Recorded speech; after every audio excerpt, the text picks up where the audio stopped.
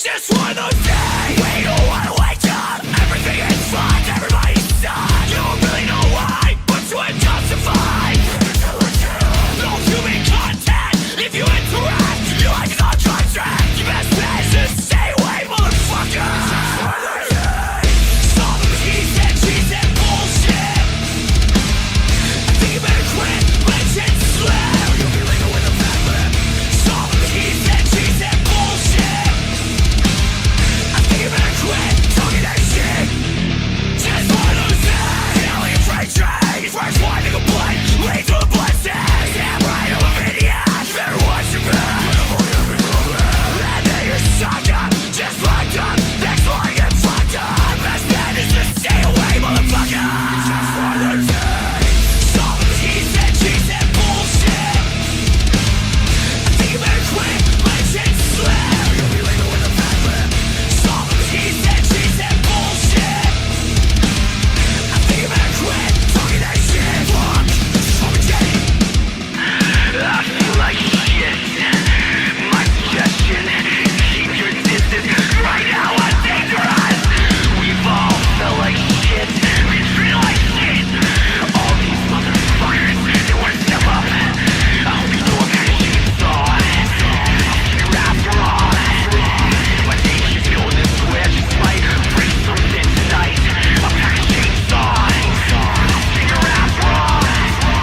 My day keeps going this way. I just might break something tonight. A pack of chainsaws. You're after all. My day keeps going this way. I just might break your fucking face tonight. Get a face on the break. Get a face on the break. Get a face on the break. About your fucking face. I'll be on that chainsaw.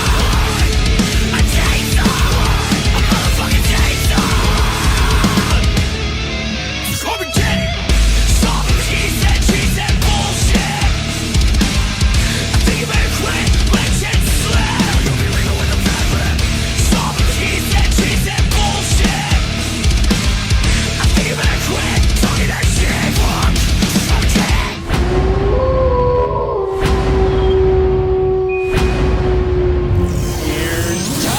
I love the smell of makeup in the morning. Get to the chopper!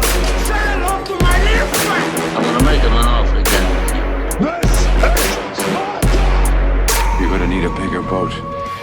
We'll do it live! Fuck it! Do it live! Jesus. You said it, man.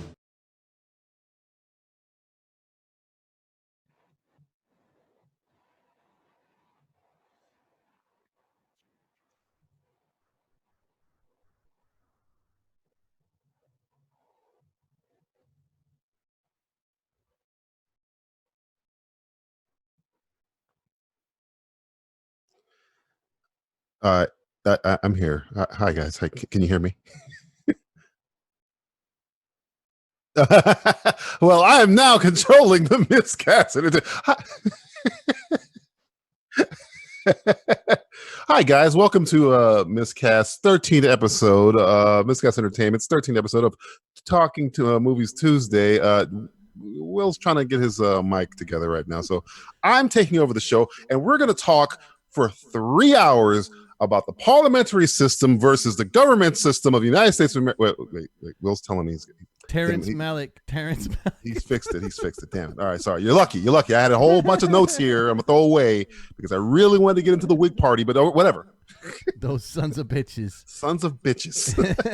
Anyways, like I was saying, guys, welcome to the 13th episode of Movie Madness Talk Tuesday. I'm your host, William Davis Moore. With me tonight, as always, is the master of the ethereal voice, DJ Valentine, and Greg Cavero. What's up, my friend? Hey, what's going on, fellas? Much to my surprise and much to the chagrin of my enemies, I'm still alive. So if you're listening to me, you are too. So we got that in common. Much to a surprise. Is it a surprise to your enemies and to a chagrin to yourself? Myself as well, yeah. I woke up. Damn it! Like that scene in Gladiator, still alive. Damn it! Still Damn it! kicking. Join the club, DJ. Yeah, so I got I replaced my mixer at the house because I hijacked the other one and donated it to the freaking studio at the gym. Mm. And I guess I had to set up audio. It didn't recognize it as the same device, so fuck it. Well, you're Technical working stuff. now, I think. No one's bitching. Well, DJ isn't. Hey, I always DJ, bitch. man. I'll Not- bitch about something. I'll find Not something. that DJ, Mr. Oh, the Tim. other DJ. Sorry. So DJ put me in a dungeon on his live stream the other day. It smelled like Oh, feet did he? cheese. So like I should put him in the dungeon for the first negative comment. It's the Spanish Inquisition style. Do it the Monty Python style. Get the fluffy pillows and all that good stuff. He wouldn't let me comment because I said something about nipples. No. What's going on, DJ? How you doing? He says, haha. What's going on, Greg? How you doing? I'm doing good, man. How you guys doing? Well, it's all good in the hood.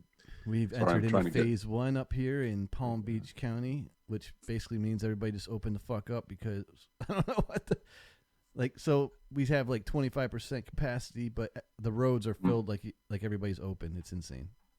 I think that might change in a little bit, seeing that LA County just closed. They said they're going to have stay-at-home order for another 3 months. Until July, yeah. Yeah, so People are not happy about that one. yeah, Oh my god. which means a good old movie called Tenant might have to. It's gonna be we're gonna find out this week because they have to drop their ad campaign this week. So if they're gonna move, this is the last chance. This is it. Oh my god. Yeah. so Well, we what's just the- sent here in South Carolina. They opened up outdoor seating at restaurants last week, and this week they've opened up restaurants at indoor dining at 50% capacity. 50%.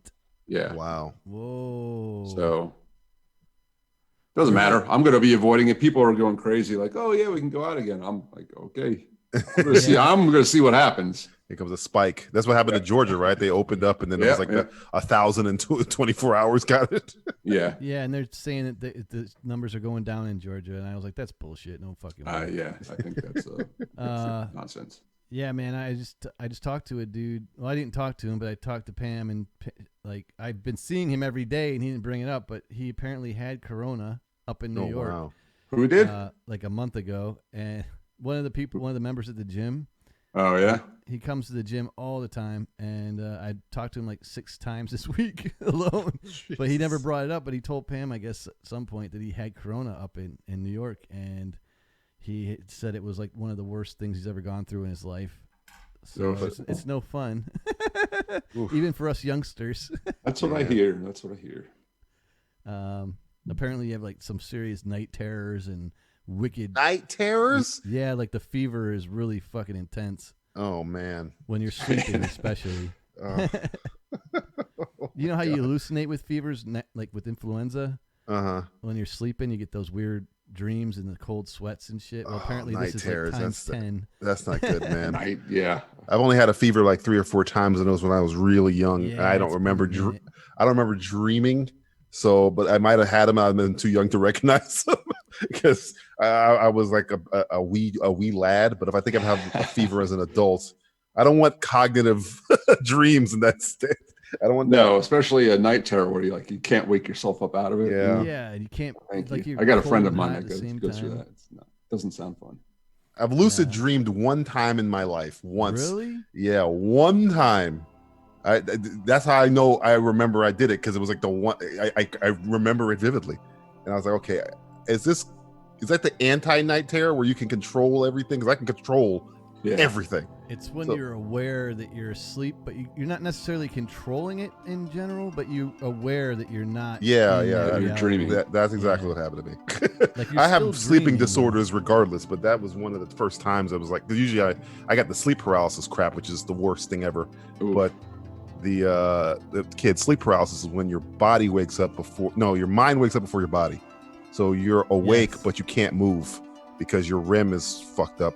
And I had that throughout all of college. That was the worst. That Because at first you think sucks, you're man. dreaming weirdly. At first you think you're lucid dreaming because you're like, hey, I can see people.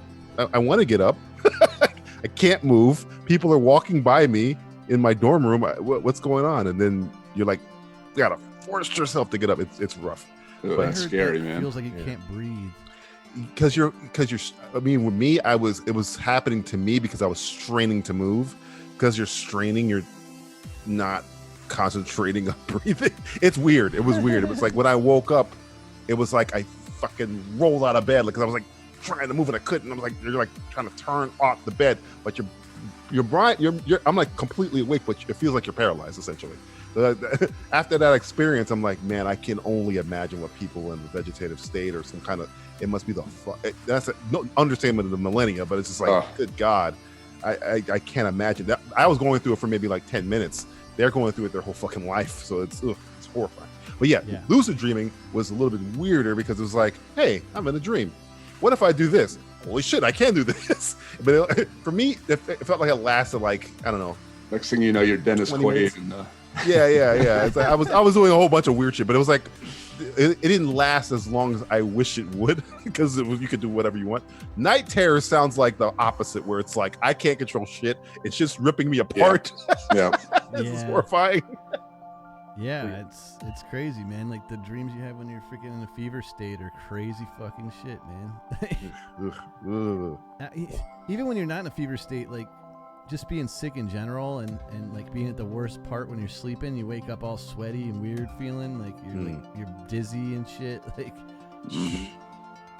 I got worried because they said that I guess they've now confirmed that dogs can get it. And cats. And cats, so I'm just like, fuck. Oh, I know. It's have I ever disturbed my dog when he was in the middle of a night terror? I don't know. My dog, you have a Greg. You have a dog, Greg. Your dog has the weird night terror dreams, right? Oh, my dog sometimes he'll just lay there and just whimper and move. Yeah, my dog will do the leg thing where he'll be like, he's on his. My dog sleeps on the side like he got uppercutted, like knocked out, and then I'll be like watching TV and all of a sudden you're. Yeah.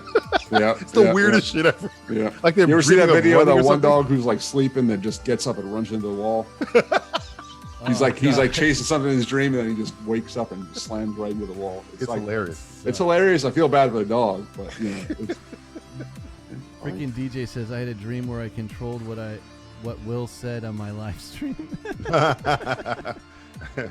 He's such a freaking pansy on his live stream. You can't make any kind of joke. You know what my joke was? It was something about like taking hot dog water and reducing it down and using it as lotion. And then he muted my ability to comment. It's a strange comment, William. But, you know, I don't think it's a mutable offense. It was There's tame, much worse. You said dude. much worse. I could have said a lot nastier shit. Like, yeah. Oh, wow. Hot dog water. Yeah, that's I said the first comment was, "Do you drink your hot dog water after you make hot dogs on the stove?" He's like, "No," and I'm like, "Well, have you ever reduced it down and made lotion and lathered it on your skin?" I don't want to know. I mean, it fits with your personality, William. I would expect you to say something like that, but you know, is it a bannable offense? Is it a mutable offense? I got put in the dungeon, man. Not that one. Immediately. Not that one. DJ talks. He said much worse. Yeah. His nipples all over my shit. I mean, well, there's one of them right there. Yeah. Oh boy. So yeah. The lessons the three big things I had heard these last couple days was the LA shutdown was today. Amazon is trying to buy AMC, which probably is not going to happen, but if Amazon's it does, trying to buy what? AMC theaters. Oh well, they're bankrupt, dude. Someone's got to buy them or they're toast. But I don't know if you want to buy them now. I guess I think that stock price is going to drop a little bit more in the next 2 days. No, actually, I'd wait a little bit. He's too worried about that. I mean, it's cheap. It's gonna be on I would cheap buy it right now because they're gonna get a little bit of business out of people being able to go to the movies in phase 1. So, but not if this LA situation continues. This LA situation continues, it's not gonna be good. Yeah. Speaking of that, so like they can go in 25% capacity, so it's like what, every 5th seat or some shit. So every like 6 seats there's a person. Here's the thing about that whole 25% capacity. It's all to make you feel better because sitting in a room for 2 hours with strangers breathing the same air. Fucking way. It doesn't matter if they're sitting at the bottom or the top. You're sharing the same air. There's no way I'm going and sitting in a movie theater. It doesn't matter. It's recycled only air. 10% capacity. It could be 1% capacity. If somebody got corona in the front row and you're in the back, just fish somebody's tissue out of the garbage and use that as your mask. Oh God. At that point, I might go to a restaurant or a bar and sit outside, but I'm not going inside that place, man. No. way. No freaking way, man. Not for the rest of the summer. They can kiss my ass. Exactly. Like, Warner Brothers is dropping Scoob on digital this Friday, I believe, because and I think if this one makes as much as Trolls did, that every other fucking company is going to follow. Definitely New Mutants. I did not know about Scoob until last week, until I heard the news about this. Yeah. Origin stories. I don't know. Yeah, but remember, not a lot of people knew about Trolls, and that made a shitload of money. So it did. that's what started this whole. I guess fucking, I'm not the right demographic for Trolls. No. So. Look, But yeah, Maybe I have to ask my nieces about that one. it's like I said, freaking all those weeks back, DJ. Like, they need to take all the shit that's not Blockbuster and dump it on. That's what's gonna happen. If Scoob does troll numbers, then they'll just keep dumping non-Blockbuster shit. Yeah, Like the next will be New Mutants, which we saw, or whatever the fuck. It probably won't be Mulan or Tenet or whatever, because Tenet costs $200 million. But you need like something like all these little rinky-dink shits. You'll have on there definitely. Yeah. Well, our studio or theater chain's going to be able to survive just showing a few blockbusters. Yeah, they're just gonna get yeah. mad influxes of film. I people. mean, if they ever open again, I think they'll be fine. Yeah, I think this is all going to depend on when they open. If we're into like October and we haven't opened already, we have a different conversation. We're gonna have another conversation because that means another Blockbuster had to have moved if that's the case. I don't think the theaters. I don't think big gathering areas like that are opening at all this year at all. Like not entirely. I can't see it. Man. Look what happened. Look what's happened in the NBA. All the athletes had a meeting trying to force the commissioner to restart the league because, and the UFC just did their thing this weekend because UFC fighters don't get paid unless they fight. All these people are losing money, so it's getting to the point where it's like, look. So with this LA thing happening, if you think the protesting is bad now, it's gonna be way worse in a week and a half. People are already not happy about that, hearing that. People need to get innovative and think outside the box. Like, if they can't do sports venues at stadiums, they got to start figuring out a way to get it to your house and your living room. See, Dana White wanted Mortal Kombat. He wanted the he wanted the island of UFC, the private island. I mean, listen, we can debate how wise it was to hold those fights or whatever, but they were good fights, man. Oh, hey, it was like an oasis in a desert. It's like sports. Holy shit! I can turn on the ESPN. This is why that Michael Jordan documentary is like ratings are through the roof for that thing. Yeah, it's content. It's all it is content starved. Yeah. Extraction is like the what do they say? It's the greatest Netflix movie of all time. It's because people are so starved for anything. Anything. If you sign a waiver, dude, and you're in like a condition like that, then fine, go and do it. Like, sports teams should play. Like, they should sign the waiver and get to it. They can get tested and they can have all that shit. 'Cause they're all fucking. They got all the money. But like, going into it like. But all those. Here's the thing. Who's gonna sign a waiver every time they go into a crowd, dude? But every time they would have to do it like the fucking Olympics, which they're not going to do. If they have all the players tested, right, and let's say that doesn't fall under the thing of you could have coronavirus and test negative, even though in 12 days they have that weird shit where you can have coronavirus and still test negative or whatever. Even if I give you them, they're all clear, right? All the athletes, right? And they start playing in like a village, almost like an NBA village, and they can't leave. You're telling me not one of these That's fucking not gonna happen though. The bench player from the fucking Sacramento Kings is not gonna go out to a club and bang some chick and spread it to the whole. That's the thing that's the worry is you can't they have to everybody. They have to agree to stay in a hotel for 2 months. And that's basketball's easy. Imagine football. Football's 51 players. Right. Basketball's only 15. Right. So and most of the players in basketball play. I think other than like maybe 4 or 5 don't play. In football, you got like 30 people that don't fucking play at all. They just sit there. And now with this LA shutdown. thing. Much Now this LA shutdown thing, you can only play in certain cities too. Right. So It'd you have to go- be like you have it'd to be go like to a March city that would Madness. agree to it. March Madness mixed Yeah. with the Olympics is essentially what it's gonna have to be. Yeah, exactly. Exactly. Look, I got one of our trainers is an MMA fighter, Trisha, and she's training for fights right now. They're boxing. It's hard for her because there's limited female MMA boxers or fighters, but she's looking for a fight. They are fighting right now. They're just not fighting in front of people. Right. Right. And that's fine for like one-on-one sports. This which is a great idea. It's Tom Brady, Peyton Manning, Phil Mickelson golf match coming up. I think it's a great idea. Yeah, that's fine. Because Yeah. it's sports Tennis, content. you can- and it's tennis like, you can get away with, limited you amount can of get people. away You need a with- camera guy. You need Right. a camera guy and those. Tennis is those playing four right guys. now too. Yeah, you can get away with tennis. You can get away with golf. You can get away kind of with basketball. There is no fucking way It's you're getting tougher away with once you football. get into team sports. It's tough. If you get into team sports, you're in trouble. Baseball, Aisha, you're what's in your- trouble. What do they play over in your neck of the woods, Aisha? How you Was doing, it by the way? Much love. Always a pleasure to see you. What's Is Aisha's it- neck of the woods? Soccer? Talking about or she's football? over by the United. I don't know. Are you in the United Arab Emirates or next to it? Oh, that's Cricket. football. She's Cricket and way football. over on the other side. Maybe horse racing. You can get away with horse racing.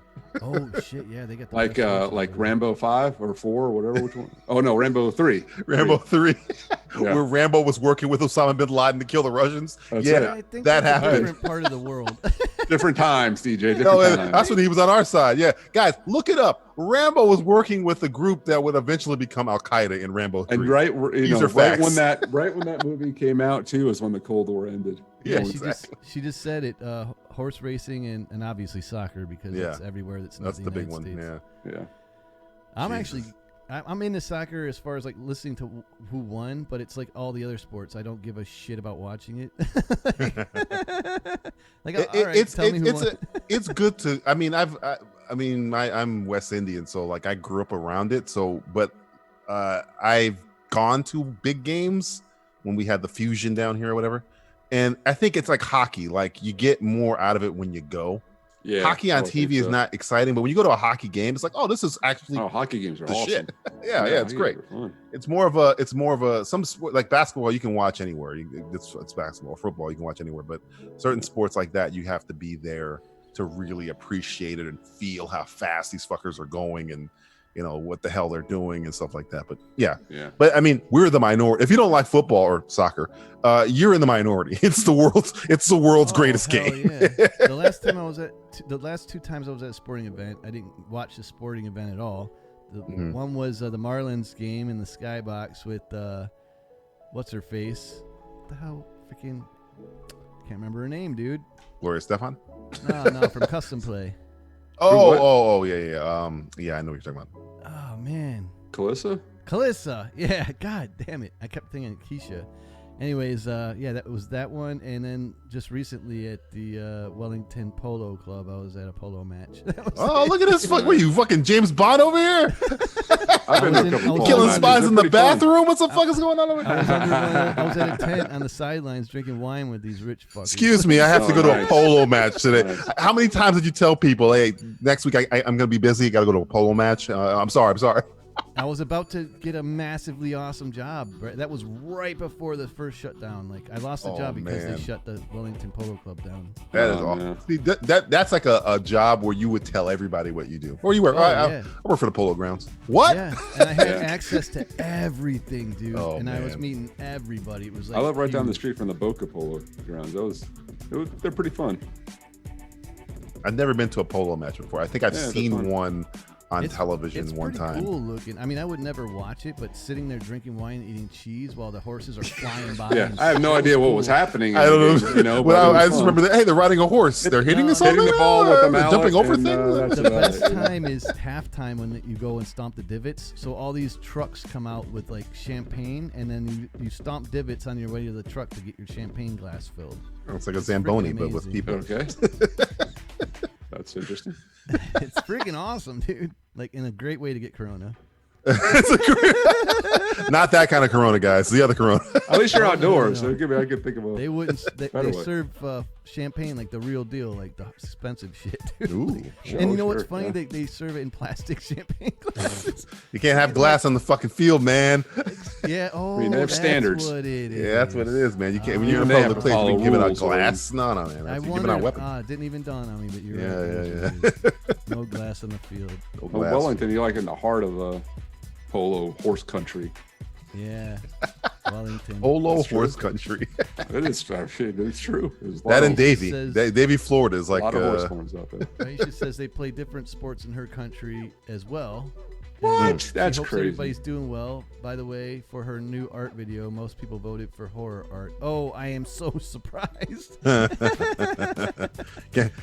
I say don't touch the alien stuff. H.R. Geiger got you beat. He's coming for you. That's it, Aisha. You should do a alien / horror piece. That would be Ooh. epic. And you've never done anything like that. That would be freaking awesome. Did you guys hear about Mr. Schwarzenegger? What's that? He's lending his likeness and voice to The Predator Hunting Grounds. Yeah, Yeah. playing reprising the role of Dutch. Yeah, that's pretty cool. Is it? I saw that. I was like, yeah. It's like oh. it's almost like a Call of Duty, but with the Predator. I guess is in there. That's what it You kind know, of looked the only like when thing I is saw it. about that game is that it's an online game. It's an online. Okay, 'cause I've only seen Yeah, like that I'd little play it if screen, it the cinematics or whatever. And I was like, okay, it's Yeah. like Call of Duty. Yeah. But apparently, you go around and you fight and find little cassette tapes that Dutch made, and it kind of chronicles Yes, where I'm he's sure been you for like the last 30 years. You know? I remember reading the comic book when again Predator continuity does it's like Resident Evil continuity, doesn't matter. I remember when it first happened, they made a comic book that's supposed to take place after Predator as well, and Dutch like died of cancer, and then there was another comic book where he didn't die of cancer, he was like Can't do abducted. Dutch like that. Yeah. They said, no, I mean Dutch go out this way, and then they had him go out a different way. Predator continuity is crazy. Yeah. It's insane. What continuity? Exactly. Yeah. I don't know who has. I was talking to somebody on Twitter, and he was talking about Resident Evil, and I was like, this is the worst movie I've ever seen. He's like, I thought you didn't like the other one. I was like, oh, I'm sorry, I can't tell from any, because he had a clip, and I was like, I can't. They all look the same to me. Whatever is the last one is the worst Same one I've ever shit. seen, because there's no continuity at all. William, we're looking at a blank screen here. Why don't we put on some?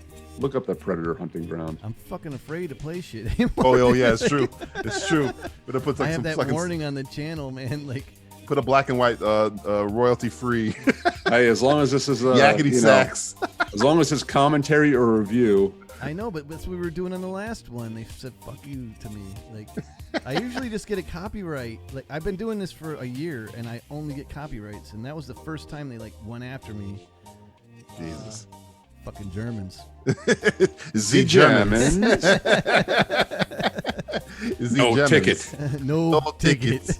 Oh, I saw Rick and Morty. Oh God, it's so good. It It's so was good. freaking amazing, Oh, dude. It wasn't as bad. The one with the story train is the best. One of the best episodes I've that ever was seen. good. That was The one that just happened last week was good, but the story train one was, speaking of, the one that happened last week was a straight up rip off of Alien. Is But- this the first time you've seen Rick and Morty? No. I caught up to this season. I I have not watched this new season yet. Oh yeah. It's only been 2 episodes, so you can catch Okay. up pretty quick. But I'll watch that. but yeah, the story train one. Holy shit! There's like an Easter egg, like 10 Easter eggs per second in that episode. It's freaking amazing. Awesome. And the guy who I think wrote that is writing Ant-Man now, or Ant-Man 3, or Ant-Man and the Wasp 2, or whatever the hell you want to call it. Want to keep up with the latest beautiful? Yeah, the guy, what? Not the Oh, you know what? I did read Dan that. Harmon guy or the other one, but Yeah. He Justin wrote he Roiland. wrote the story train one, so it made me feel very happy. I was like, okay, and he wrote the last 2. Okay. I mean, he probably wrote more than that, but I recognized the name because it came up on the screen. I was like, oh, that's the guy that's going to do Ant-Man. And I was like, okay, that he's smart. Okay, good. I like when I said somebody smart is in charge. That guy. Yeah. That guy. His writing is good. Are we watching somebody else just- watching a video? Is that what we're watching here, William? You can't flag us. This is a video of a guy watching a video. This is Inception. Will found a loophole. YouTube Inception right now. Will found a fucking Inception loophole. Oh no, you guys miss it. Sometimes I play somebody else's stream on here and we'll comment on it while it's streaming. So it's a stream within a stream. Didn't they say that on Rick and Morty? Isn't that what's happening right now? Pretty much. No, Rick and Morty, doesn't Rick say you have YouTube reaction videos reacted to YouTube reaction videos? Yes, dude. So I'll put so the Zombified as a stream, and sometimes I stream at the same DJ, time. I think you just came up with a new niche for us. It is. It's. Great. I mean, let's do it. We should definitely do a show surrounded about reacting to people's reactions. That wasn't a genuine reaction. That was bullshit. There's a video, a YouTube video that does that. They're called and they do a lot of Star Wars stuff. It's called EFAP. Every frame is a pause, I think is the name of it. And they're fucking they're very, very intelligent, but you would like them because they fucking hate Rian Johnson and they hate The Last Jedi. I think they made their bones on like picking apart people who like The Last Jedi. Like a lot of their videos are that. And then I think they're very pro the Joker movie, so they pick apart people who are giving reviews on the Joker negatively, and they'll pick apart that shit. They're very funny, but they're also very intelligent. But they're very strong in their beliefs. I would say. But that was the first time I had ever seen somebody reacting to somebody else's reaction of a video. So let's react to this. Whoa, what the hell are you doing? So now it's like super Inception. So now we're reacting to me, reacting to Danny reacting to something else. Jesus Christ. Watch this shit. What's up, you Miscast Miscreants? Billiac is back. And today I'm reacting to reactor Danny McReacts reacting to the band Nightwish. Let's rock. Is this the video that got all the hate on the conversation? Dude, this is the video that I got so much hate over. It was insane. Like, I'd like to dislike, let's put it this way. I have 55 down thumbs and 42 up thumbs. I was getting some fucking hate comments like you would not believe, dude. I have hate comments. Oh, that's interesting. Oh, dude, I have thick skin, but like Europe was coming after me with pitchforks and torches. And after it exploded. I got like almost 1,000 views in less than like 3 hours. I think my co-host Justin, he left a positive comment just to see what would happen. Dude. He was like, "This is great," just to see. Because everybody in America. Oh, Wes was is in the hilarious. house. Hey, what's Wes, up, Wes? Man? Oh shit, there he is. What's up, man? Freaking Aisha says she streamed a couple days. Oh yeah, I heard about the crash stream. I'm sorry I missed it. I tried to catch it. And you're going to stream again. I'll see if I can catch that. We'll see what time you go on. Not the movie Crash, right? No, Jesus, Bandicoot. I hope not. Oh, thank God. The video game. Crash. Oh, okay. Wes is here. William, you almost had to do that one. Almost. Or a DJ, I'm sorry. Almost. Jesus. That'd have been a bad commentary. I'm telling you that right now. I voted for it. I wanted to see what would happen. You would not want to sit 2 hours of me commenting on that shitty ass movie. I wouldn't want to sit through 2 minutes of that movie. Sorry. I think Justin and Matt would have just sat back and had me rant for 2.5 hours on Crash. That would be entertaining. Oh God. So Crash is the some of the comments. If the person at the party that says, "Hey, I got a black friend," was a movie, it would be Crash. I could say that. I got a black friend. That's Crash. I can't be racist. I have a black friend. Can't be friend. Come on. That is a Crash in a nutshell. 2 hours of that shit. Oh, man. Rob Liefeld is losing his shit, by the way. Why is that? Apparently, he's upset. I don't say upset, but I don't know exactly what's going on. But I think Marvel's not like contacting him on the direction of Deadpool 3, probably because it's Kevin Feige and his dick is the size of the Empire State Building, so he doesn't really need to look for advice from anybody. So Rob Liefeld's like, in one interview, he was like, I don't really like the direction they're going. And then today he tweets out, here's a picture of a studio doing Deadpool, and here's a picture of a studio coming to me to talk about Deadpool, and they put the Wolverine Origins Deadpool on one side and the Ryan Reynolds the new Deadpool on the other. So he's like, apparently the fact that he said the studio won't listen to him is like, oh no, he must be like, hey, and what you guys doing? And Kevin Feige's like, I'm Kevin Feige. Look, they don't really look at me. I think they probably I mean, I think they'll bring him in at some point, but Sure. I think they figure now they already have 2 movies with Sure. direction of which way they want to go. It's like if so I they were don't to need him. walk Why do up, they need the source when they already have these 2 movies? but it's like Dictating it. I'm a serf and I'm walking up to Tywin Lannister and I'm like, hey, you know what you do with your army?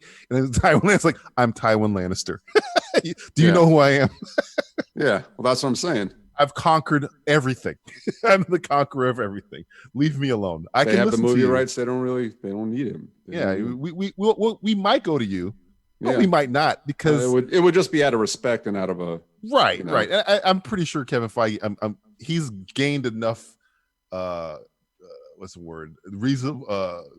What's what I'm looking for? Clout, I guess, or just I trust him enough from what he's delivered so far, for I can okay, I'm sure he's not going to destroy the character, but the fact that I already see what happened was probably Rob Liefeld was like, hey man, what you guys doing with the Deadpool? And he's like, yeah, we'll get back with you, Rob. We'll get back with you. We'll get back with you. Coronavirus. Yeah. Wait till the lockdown's over. He's Robert De Niro in King of Comedy, waiting in the lobby for Jerry Lewis to come down, and Jerry Lewis just won't come down. Kevin Feige is Jerry Lewis. He just won't. I'll just wait here. I'll wait for you to come down. Oh, yeah, sure. Call my secretary. We'll make a meeting. Oh, William, boy. this is freaking me Is out. it Actually, insane? I love it. It's only There's missing like a 10 DJ. second delay. yeah, I'm not in there. Dude, so it's fractaling back until the pixels can't show what it's doing anymore. But do you think that it's still it just keeps fractaling like? I think zeros you've and opened ones? up a wormhole. And it's gonna be you're like America's end of Chavez, Interstellar. who just punches a hole in reality. That's what you just done. If you go So through, which if you one go is down real? deep enough, you're just in that interstellar dimension behind the book. This is the bookcase. This is the fucking bookcase. I can see the little girl with the watch. Yeah. Which one's the real one though? Or Through is the that- looking glass. Oh through God. the window of your mind. Different Man. levels of the Matrix right here. So I watched a movie today, and That's shocking. it was a movie Shocked by that this. I only watched because the reviews were very, very bad. Okay. So I was like, okay, let me see what this is. It was so bad. A friend of mine wrote a review, and the director of the movie retweeted him and said, I need to put this on the poster in my office. Nice. All right. So, Let's hear it. yes, What movie was this? The movie is Capone, Oh yes. starring Tom yes. Hardy, and directed and written and edited by Yeah, Josh. I saw Trank. your tweets on this. Oh saw your my tweets. lord! Woo. They were. It was pretty good. I'm gonna see if I can pull up some of these tweets. I'll Oh read them. man, I'll do my best DJ impression. do your best, DJ. I was kind. One of the reviews, I didn't write this, but one of the reviews was, this movie is a piece of shit. That is a review. I was like, I gotta see it now. What the fuck is going on here? That is a simplistic review. Trust me, that wasn't for me. I was nice. I was more like, I don't know what's going on. What is happening? One of the guy the review of my friend who wrote the review, Josh Trank retweeted him, was like, this Tom Hardy farts, shits, pisses, and grunts his way through a god awful, like it was this long I read that diatribe. one. I read that one. All right, so here's DJ's the first one, at least as far as I can tell. 20 minutes into this Capone film, and I feel like I'm watching Tom Hardy suffer from the effects of the opening of the Ark of the Covenant or drinking from the wrong Holy Grail in slow motion. What is this movie? Yeah, it was the first 20 minutes because I don't know. It takes 20 minutes before the title card comes up. So there you go. Whoa, interesting. That's an interesting choice, Mr. Trank. Produced by Redbox, by the way, the same people who produced Gotti. But let's keep going. Okay. This is testing the limits of my patience. I just keep saying to myself, poor Linda Cardellini. She don't deserve this. She's in the movie. Tom Hardy Hey, spits in her face, literally. Aisha, you stream Spiro, and I'll stream your stream on my stream, Oh, Jesus. and we'll watch. There's a scene where Much Tom love. Hardy We'll see spits you. in Linda Cardellini's Always a face. pleasure. Be safe out there. I guess he gives her syphilis. I guess there he did, because at the time it felt like a movie where you watch like a young actress get naked and it's a really bad movie and you're just kind of like, oh, not for this, don't get naked for this movie. I'm like, Linda, don't get spit in the face for this movie. I mean, you know, she did a little risque dancing and smoking pot and Grandma's Boy. It reminded me. There's a TV show called it was a British TV show called The Hustle, or Tom Hardy's in it. It's The Hustle or the Heist or something to that effect, right? Okay. And I don't know if it's where Tom Hardy met his wife Charlotte Rae, but she's in it. And spoiler alert and trigger alert. I'm going to talk about something bad that happens in the show. Tom Hardy, trigger alert again, rapes Charlotte Rae's character, who is his wife in real life. And in the process of this rape, he spits in her face, like literally spits in her face. Oh.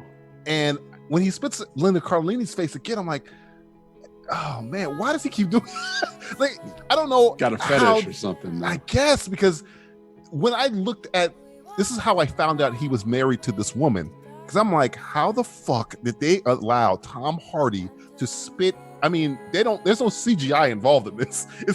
This show came out in like maybe 2002. So I'm like, he spit in this woman's face. And it wasn't like a little bit of spit. Do you think they talked about it before the scene? Okay, Linda, this is what I want to do. How does that conversation go, Greg? Put me in the room. Where's this conversation? How does this conversation go? All right, Charlotte. We got a different. I can't do it. I can't do a British accent. Yes, Tom. Yes, Tom. Go ahead. We've got to do this rape scene now. Sorry, I'm not laughing at your accent, Tom. I'm British too. I'm not laughing at. Continue. Sorry, it's a terrible Tom Hardy impression. I'm sorry.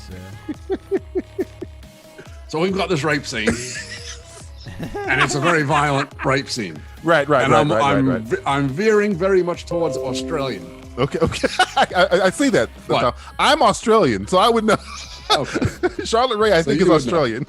But Charlotte. I think let's talk. I think maybe I'll smack you around a little bit. Okay, sure. That's good.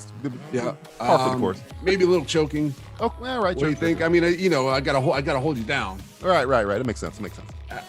And then I was thinking maybe I'll spit right in your face. Wait. Okay, rewind back before that. What'd you say? Just hawk a big old loogie right in your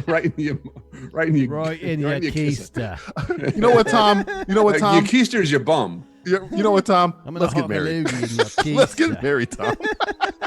Charlotte Rae was the female grunt in Edge of Tomorrow. She was if you haven't she's beautiful. She's a gorgeous Charlotte woman. Rae? I thought she was the one from the other Tom Cruise movie, Oblivion. Hey, not a great gamers here. No, that's Andrew Rice Burrow and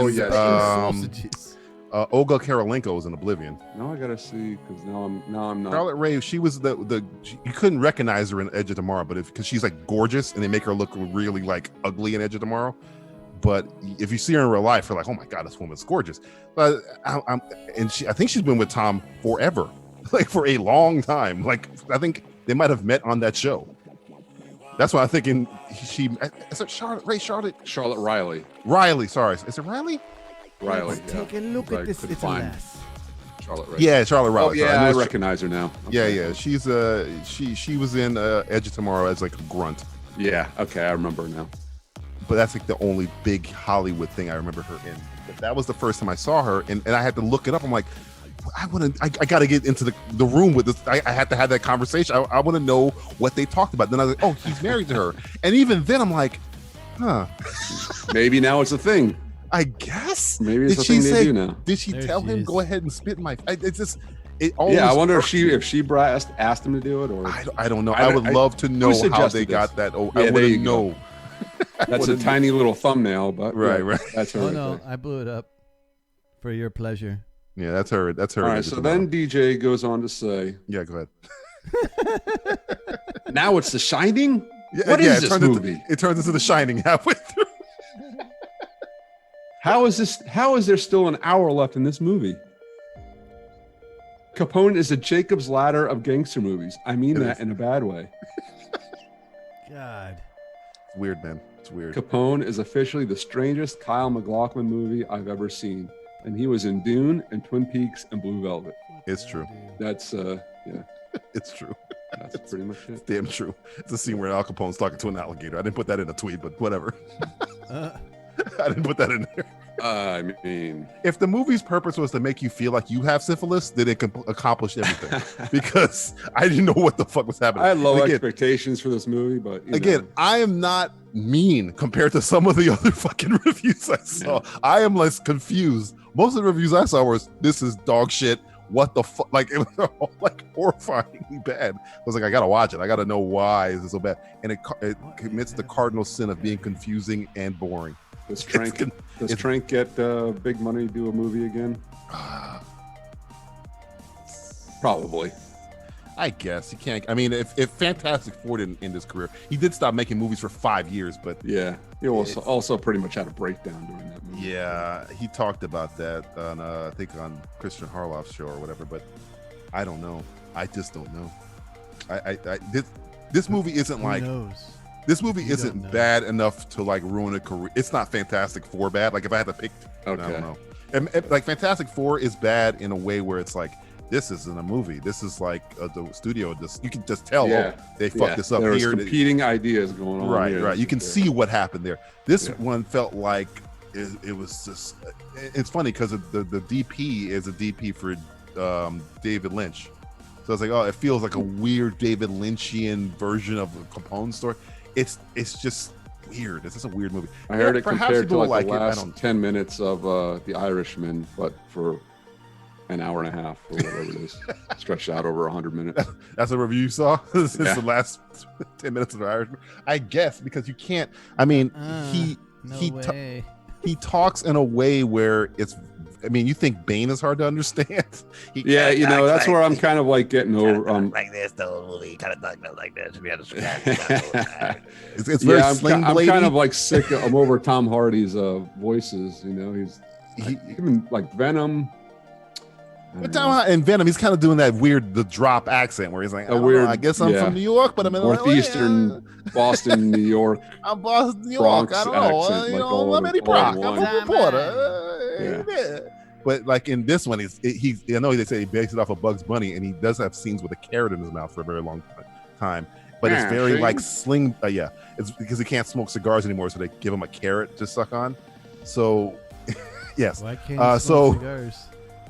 He does this voice, and it's like he sounds like Sling Blade. It's like this. And there's even parts in the movie where his Wait, wife say is it like, again. "What did you say?" And he's like, he repeats himself. He's on the phone with somebody, and he's like, "I was born on a farm." You where? What? I was born on a farm. What?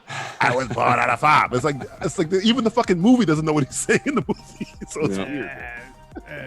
I take Bane all day. I can understand everything he was saying as Bane, and it's menacing. In this movie, it's just like, what?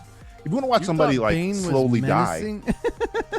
remember that movie Amore? You remember that movie Amore? It was a very, very depressing movie that came out like, I don't know, 2011.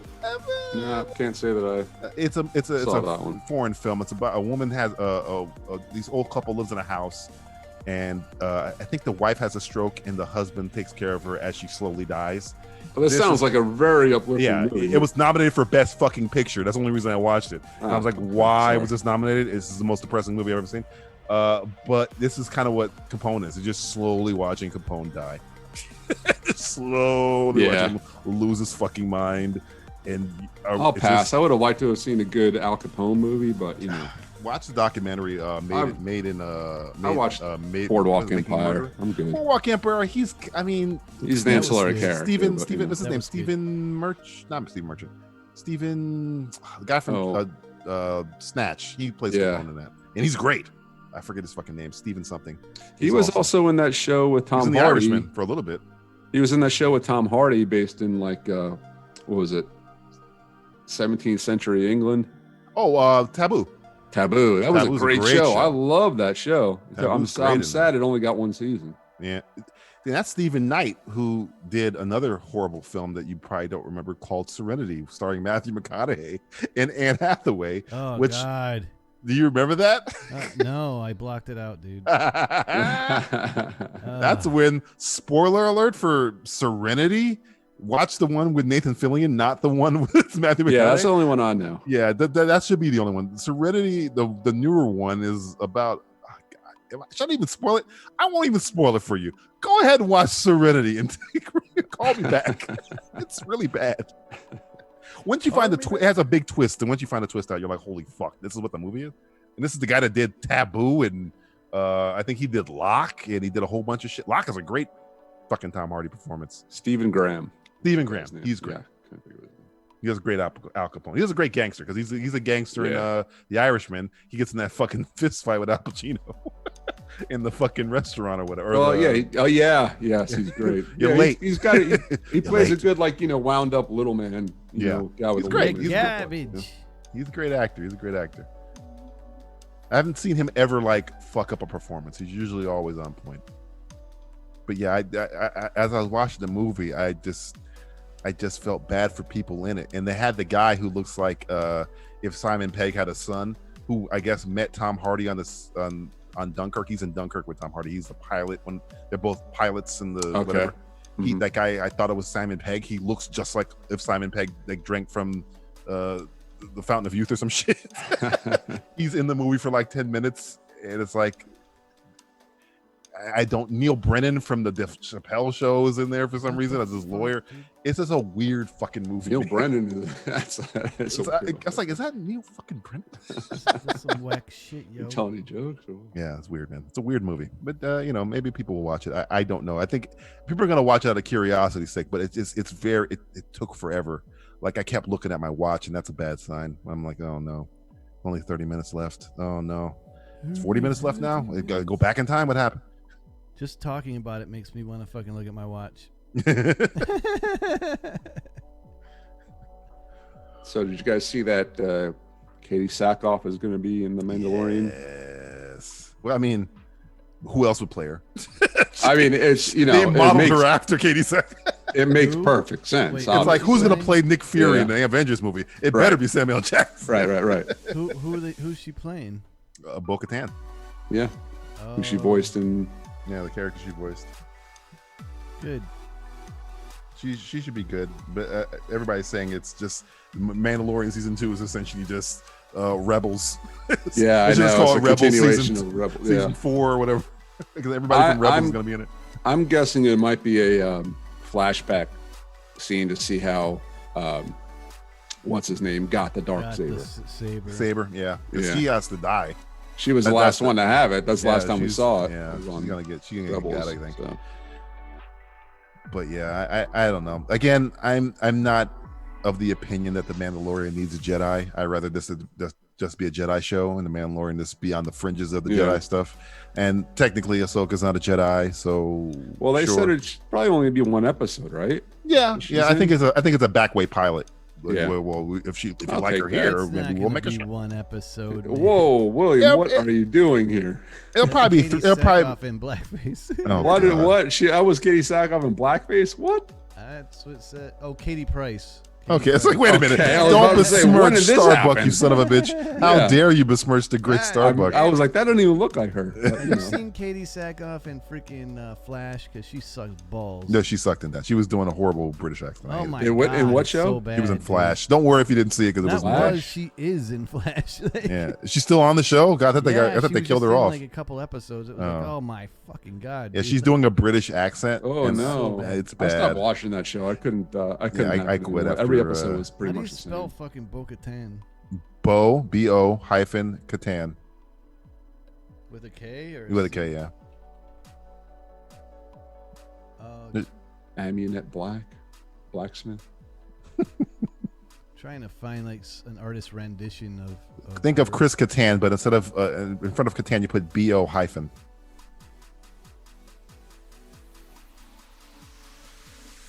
There we go.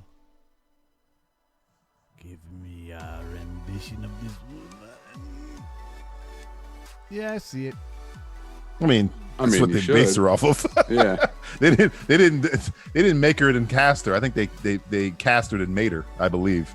Same thing with John. that makes sense. James, what's his name? Favreau's character. He was in Mandalorian. His descendant was in the Mandalorian. Pre Vizsla. Yeah. He didn't look. You had like blonde hair though. I think the face structure I'm talking about. It looks like. I mean, the face structure is the same. The eyes are all fucked though. Oh yeah, that's just limitations on animation. Cartoon, It's not going to change. yeah. It's not going to be like, oh, it doesn't look anything like her. It's going to sound fucking like her. She probably just had the fucking helmet on most of the time anyway. As much as I love the choice of Rosario Dawson for freaking Ahsoka, there are features on Rosario Dawson that are going to piss me off when I see her as Ahsoka. Dude. If Rosario Dawson can stay out of jail, apparently she's in trouble. Really? For her family beat the shit out of some person. I forgot. I think she's being sued at this time, but they already filmed it, so it doesn't matter. That might just affect the spin-off show. Oh no, it's already in the can. I mean, I saw an interview with Filoni, and someone directly asked him, and the way he played that shit was like Trump. I was like, yeah, and that means it's true. Oh, it's happening, motherfucker. It's happening. He was like, good ideas we always consider, and Oh yeah, here we go. Vagalities, as I like to call them. No complete answers. Yeah. I did not know that Rosario Dawson was going out with Cory Booker. Yeah, for a while. Yeah, I think are they still going out? Because I know they are self-isolating together. Oh no, they're not. Oh, okay. Yeah, I know they They're were not, going sorry. out for about a year, maybe 9 months. And Rosario Dawson wants to play Q in Star Trek Picard in Discovery 2. Don't. don't do that. No, dude, she can't play Q. Come on, dude. Every fucking character can't become a woman. I'm sorry, dude. Like Breaking news: actor wants to play an interesting part. Or breaking news: another major character becomes a woman. Well, technically, there's a whole planet of Q, so she can just be a different Q. It doesn't have to be, that Q. See, I don't know. It's like a Time Lord. Up on my Star Trek. He's like the Watcher, essentially.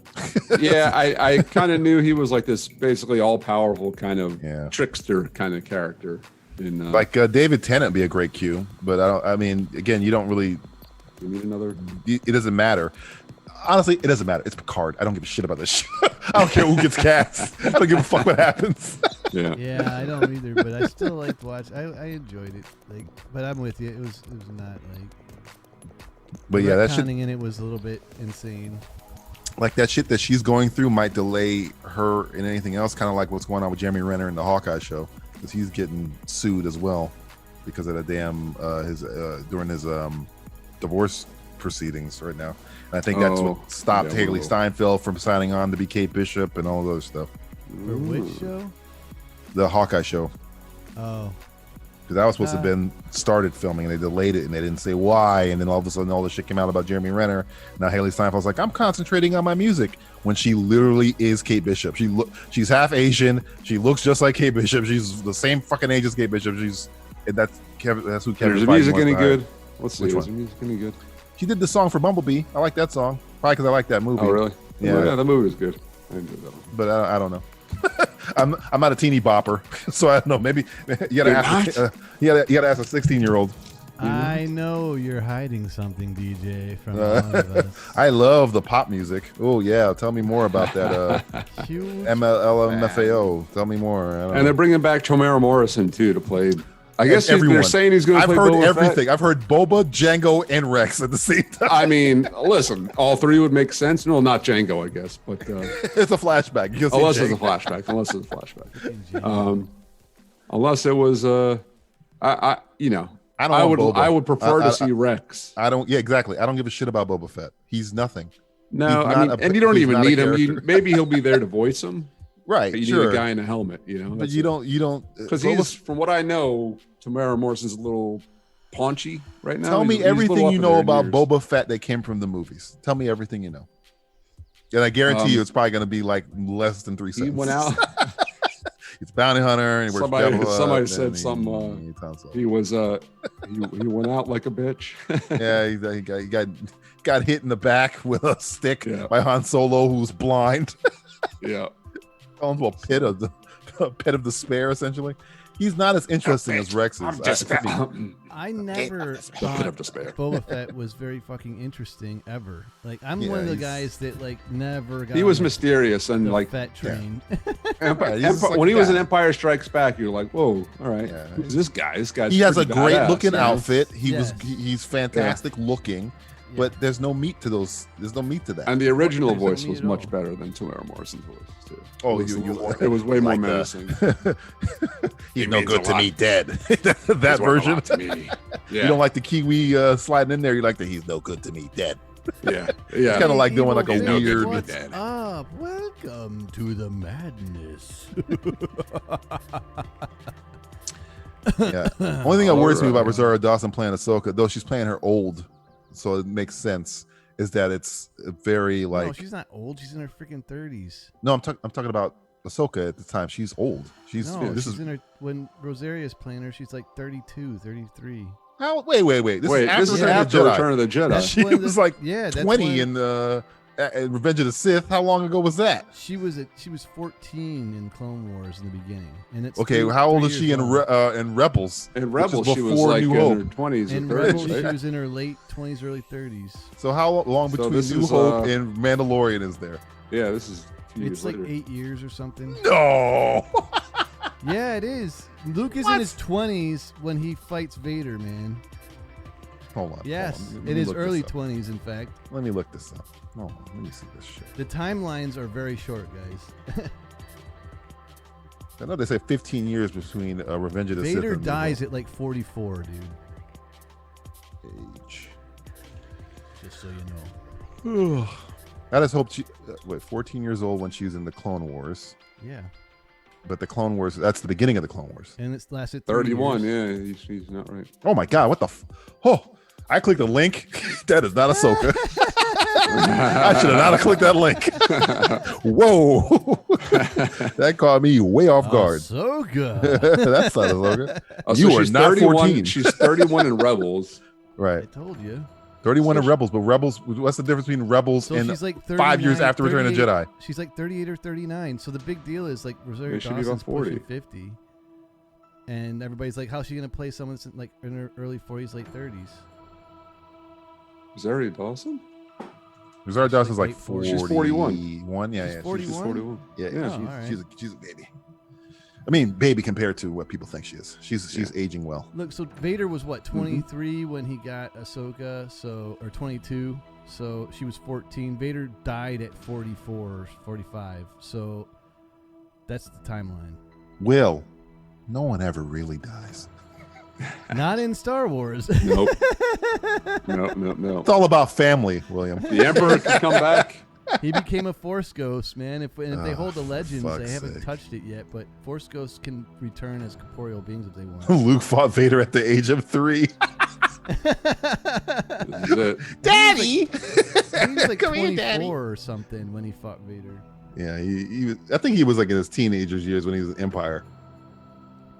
I had In- to, if I in had to New guess. Hope, he was 17. New Hope, he was So- 17. How long between Empire and New Hope? I'd say I think it was at like a I think couple it's like years. 5 years. 5 No, years? not- No, it was not I don't 5 know, years, man. dude. he wasn't on the run from Jabba for No. 5 years. It was Oh, like I'm 2 sorry. No. years. I'm It was like 2 I years, was if thinking that. Jabba would have been like, "Fuck, I'm giving up," or "Hoopa dubba, fuck this, I'm Yeah. out." Like There's no Vader's way. like, I've been scouring the galaxy for this bastard. 5 for fucking eons." years. So I'm looking at this kid. Emperor's like, "Give it up already. He's gone. He's over Yeah, with. like, We chill, already built brother. 3 Death Stars at this point."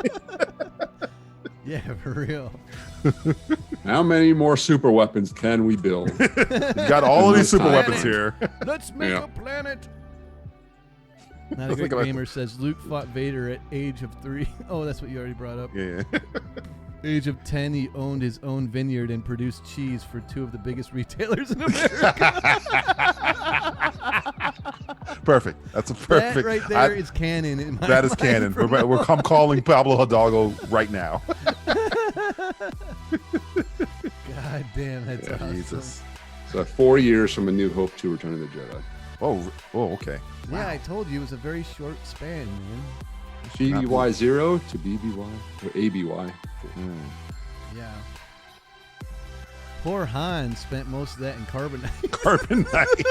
Jeez. It's like, fuck, man, what did I miss? No wonder. He's like he was only blind for a little He's bit. like he's like Peter Parker, and he's like, wait a minute, everybody aged, and I'm just the same fucking age, right? He's like, Luke, what happened to your face? I got in a motorcycle accident. I got snapped. Sorry. They snapped me. I disappeared. God damn it. Well, versus I can't McConaughey see. there. You're only supposed to be in carbonite for like, a couple days. Well, remember, Not that was 3 an years. experiment. They didn't give a shit if he lived. They didn't like, care holy at that shit. point. Luke, man, you're wearing black and you got a haircut. What the fuck? I based an entire sketch on that whole fucking concept of this plan makes absolutely no fucking sense. Dude, Evil Bitch says this is one of the best comments I've ever seen. I'm telling you, man, the fucking vineyard shit, dude, is great. It's canon, man, I'm telling you. That cheese it'll make you it's like the nectar of the gods. It'll make you a force user. Jedi cheese. Force Jedi cheese. Make you say thank the maker. Thank the maker. It's got Kyber salt. Kyber in it. crystal cheese. Jesus, that's some tough ass cheese. It's Kyber dairy. Oh no. Josh Kyber Gad to pickles. lead. Josh Gad to star in Roland Emmerich's Moonfall. I can only imagine No, what thank the you. fuck that is. No, thank you. Again, Josh Gad gets a pass because he's a good Hollywood, Florida boy. So I usually give him a pass. But Did you see he did another reunion show with Back to the Future? I did see that. Did he do one with? Was he responsible for the one with? Was it Lizzie McGuire? Is that his show? I don't know if he did that one. I know Lizzie McGuire got people back together to do a table read or something like that. Yeah. I didn't know if it was the same thing because I don't think it's the same thing. Dude, No, I have think you he guys was. seen Avenue 5, man? That shit is that show is great. Great. Yeah, man. the airlock scene in that show is the airlock scene's great. It's Oh, a perfect dude, it's commentary so on today's society. Again, if you like Avenue 5 is the least funny Armando Iannucci has ever been. Yeah, you're right. But it's that's still the only fun. problem I have with it. It's Because one of the Veep best news is shows I've fucking seen in a long hilarious, time. way funnier. Or The Thick of It is way funnier. Way funnier than that. Death of Stalin is fucking hilarious. I didn't care so much for The Death ending of Stalin. Death of I wanted Stalin to was like weird. It. I wanted to like it, but I just didn't. I loved it up until the end because it takes, I guess it was the point. It goes from like, this is almost a slapstick comedy to this brutal murder of this guy. Yeah. Like, holy shit, what the fuck has happened? Because 5 minutes ago. I enjoyed the setting of I love the thing with I thought Stalin it was and the really good. A orchestra, lot of comedy there. It was like the thing with the orchestra was fucking hilarious. The And humor it's in true, that by the show way. is fucking great. Like, Which one? I mean, just everything about it. It's only 9 episodes, which sucks balls. Yeah. But they're expensive getting as fuck. surrounded by shit. He makes like a light show out of this Yeah. shit. Oh And they yeah, start it's worshiping brilliant. this Yeah, shit the face. dead bodies. You know. I'm Yeah, telling the you, Will, bodies. if you liked Avenue 5, I think you would like Death of Stalin just because of the interactions. Because they don't give a fuck. Oh, it reminds me of that British show, man. What the hell was it? Think with of that it. It's the freaking same weird writer. Robot. Red Dwarf. Yes, Red. Oh, Dwarf. Red Yeah, Dwarf. I was thinking that too yeah, because yeah, I yeah, love that Yeah. show. That show was was crazy fun too, man. Yeah, the show was fun. It took me a minute to get into that show, and then I was like, Yeah, it did. all right. And then The humor's I was weird. like, this is hilarious. Yeah. It's really good. It's really good. What other movie news is there? There's really not much movie news. Oh god, have you seen the trailer for the new Russell Crowe movie? No, I have not, but I no. heard it was aiming to be the first movie back into theaters after the coronavirus. Yeah, back in theaters this July. That's what it says. It's called Unhinged, and Is that like I don't Drive know. Angry? I looks like Falling Down, but we're not following Michael Douglas. We're following his victims, I guess. It looks very. I don't want to say bad. It doesn't look great. Unhinged, yeah. It's like like road a, rage gone awry or some shit like that. Is it supposed to be like, Liam Neeson's doing all those? No, those because Liam low-budget Neeson is the action good movies? guy. I think Russell Crowe's the bad guy in this. I mean, I all right, I'll believe. see. I'll wait for it to come out on Netflix or something like that. But I'll watch him mow down some people in his car or some shit. Not a Great Gamer says, I would love to see C-3PO's charging port. It's the same as Is it the same as Tesla? And then Probably. he says Yoda's lack of height was due to nutritional deficit. He was green and constantly sick, but we all can agree would have seen a totally different form of Yoda if Luke had taken a satchel of rebel cheese. Fucking rebel cheese, man. It saved everybody. It saved the fucking galaxy. Had that rebel cheese on it. Fuck. That's it. Sadly, Satchel of rebel my cheese. nerdiness knows where his fucking port is in the back of his head. 3PO. Yeah. They do it in Rise of Skywalker with that fucking what's his name? The Babu Frick, Babu Frick. which was like God. to me. Listen, that movie is terrible on a lot of levels, but Yes, even many that ways. was just pandering to you know, the What are you Muppet crowd. doing? Taking one last look at my friends. Yeah. Wait, but how is Abu that? freak. How the fuck is that information still in his head, but the entire prequel is not in his head? Why can't he just write it down? Yeah, He could just write it down. He didn't have to. Just write it down. That movie doesn't make a lot of sense. Okay, we start diving into those movies. Don't make any yeah. sense. They're bad. One movie is a character assassination, and then the next movie is a plotting assassination. It doesn't make a lot of sense. That movie. No. No, man, there's a lot of shit. Like the first one with the goddamn planet didn't make a lot of sense. Yeah, I mean, I could of all of the three, that one made the most sense. Sadly. No, I know it did. Luke, it did. Luke trying to kill one of his apprentices makes zero sense. No, that never. I mean, makes sense. That will. Sam never Witwer make came If out he about wouldn't, it. if he wouldn't kill his father, he's not going to kill his best friend's kid. Yeah, you know? the video of Sam Witwer talking about that came out, and people were like, "Whoa, well, Sam Witwer, shut up, man! You don't know anything." I'm like, this fucking guy has been playing Darth Maul for like 20 years, and before that, he was in Force Unleashed. Oh, listen, Witwer knows his shit, man. Yeah, man. Witwer knows his dissertation on the Maul Obi-Wan fight. Yeah, that shit's great. That shit's great. It's epic. Did you see the dissertation of Dave Filoni talking about the arc of the Vader from the prequels to Return of the Jedi? Yeah, that's good too. No, I have not watched. This is on his on that roundtable show. That roundtable. It was on, the whole conversation was on Twitter. They put the whole thing on Twitter, and it's like he's talking. I didn't see it on the same thing. Yeah, I saw him talking about Duel of the Fates. Yeah. He goes from Duel of the Fates to Return of the Jedi, but I think somebody just asked him a question, and he goes on this long explanation of Vader's arc, and you just watching the directors around the table like in awe. Like Bryce Dallas Howard's like a mouth agape.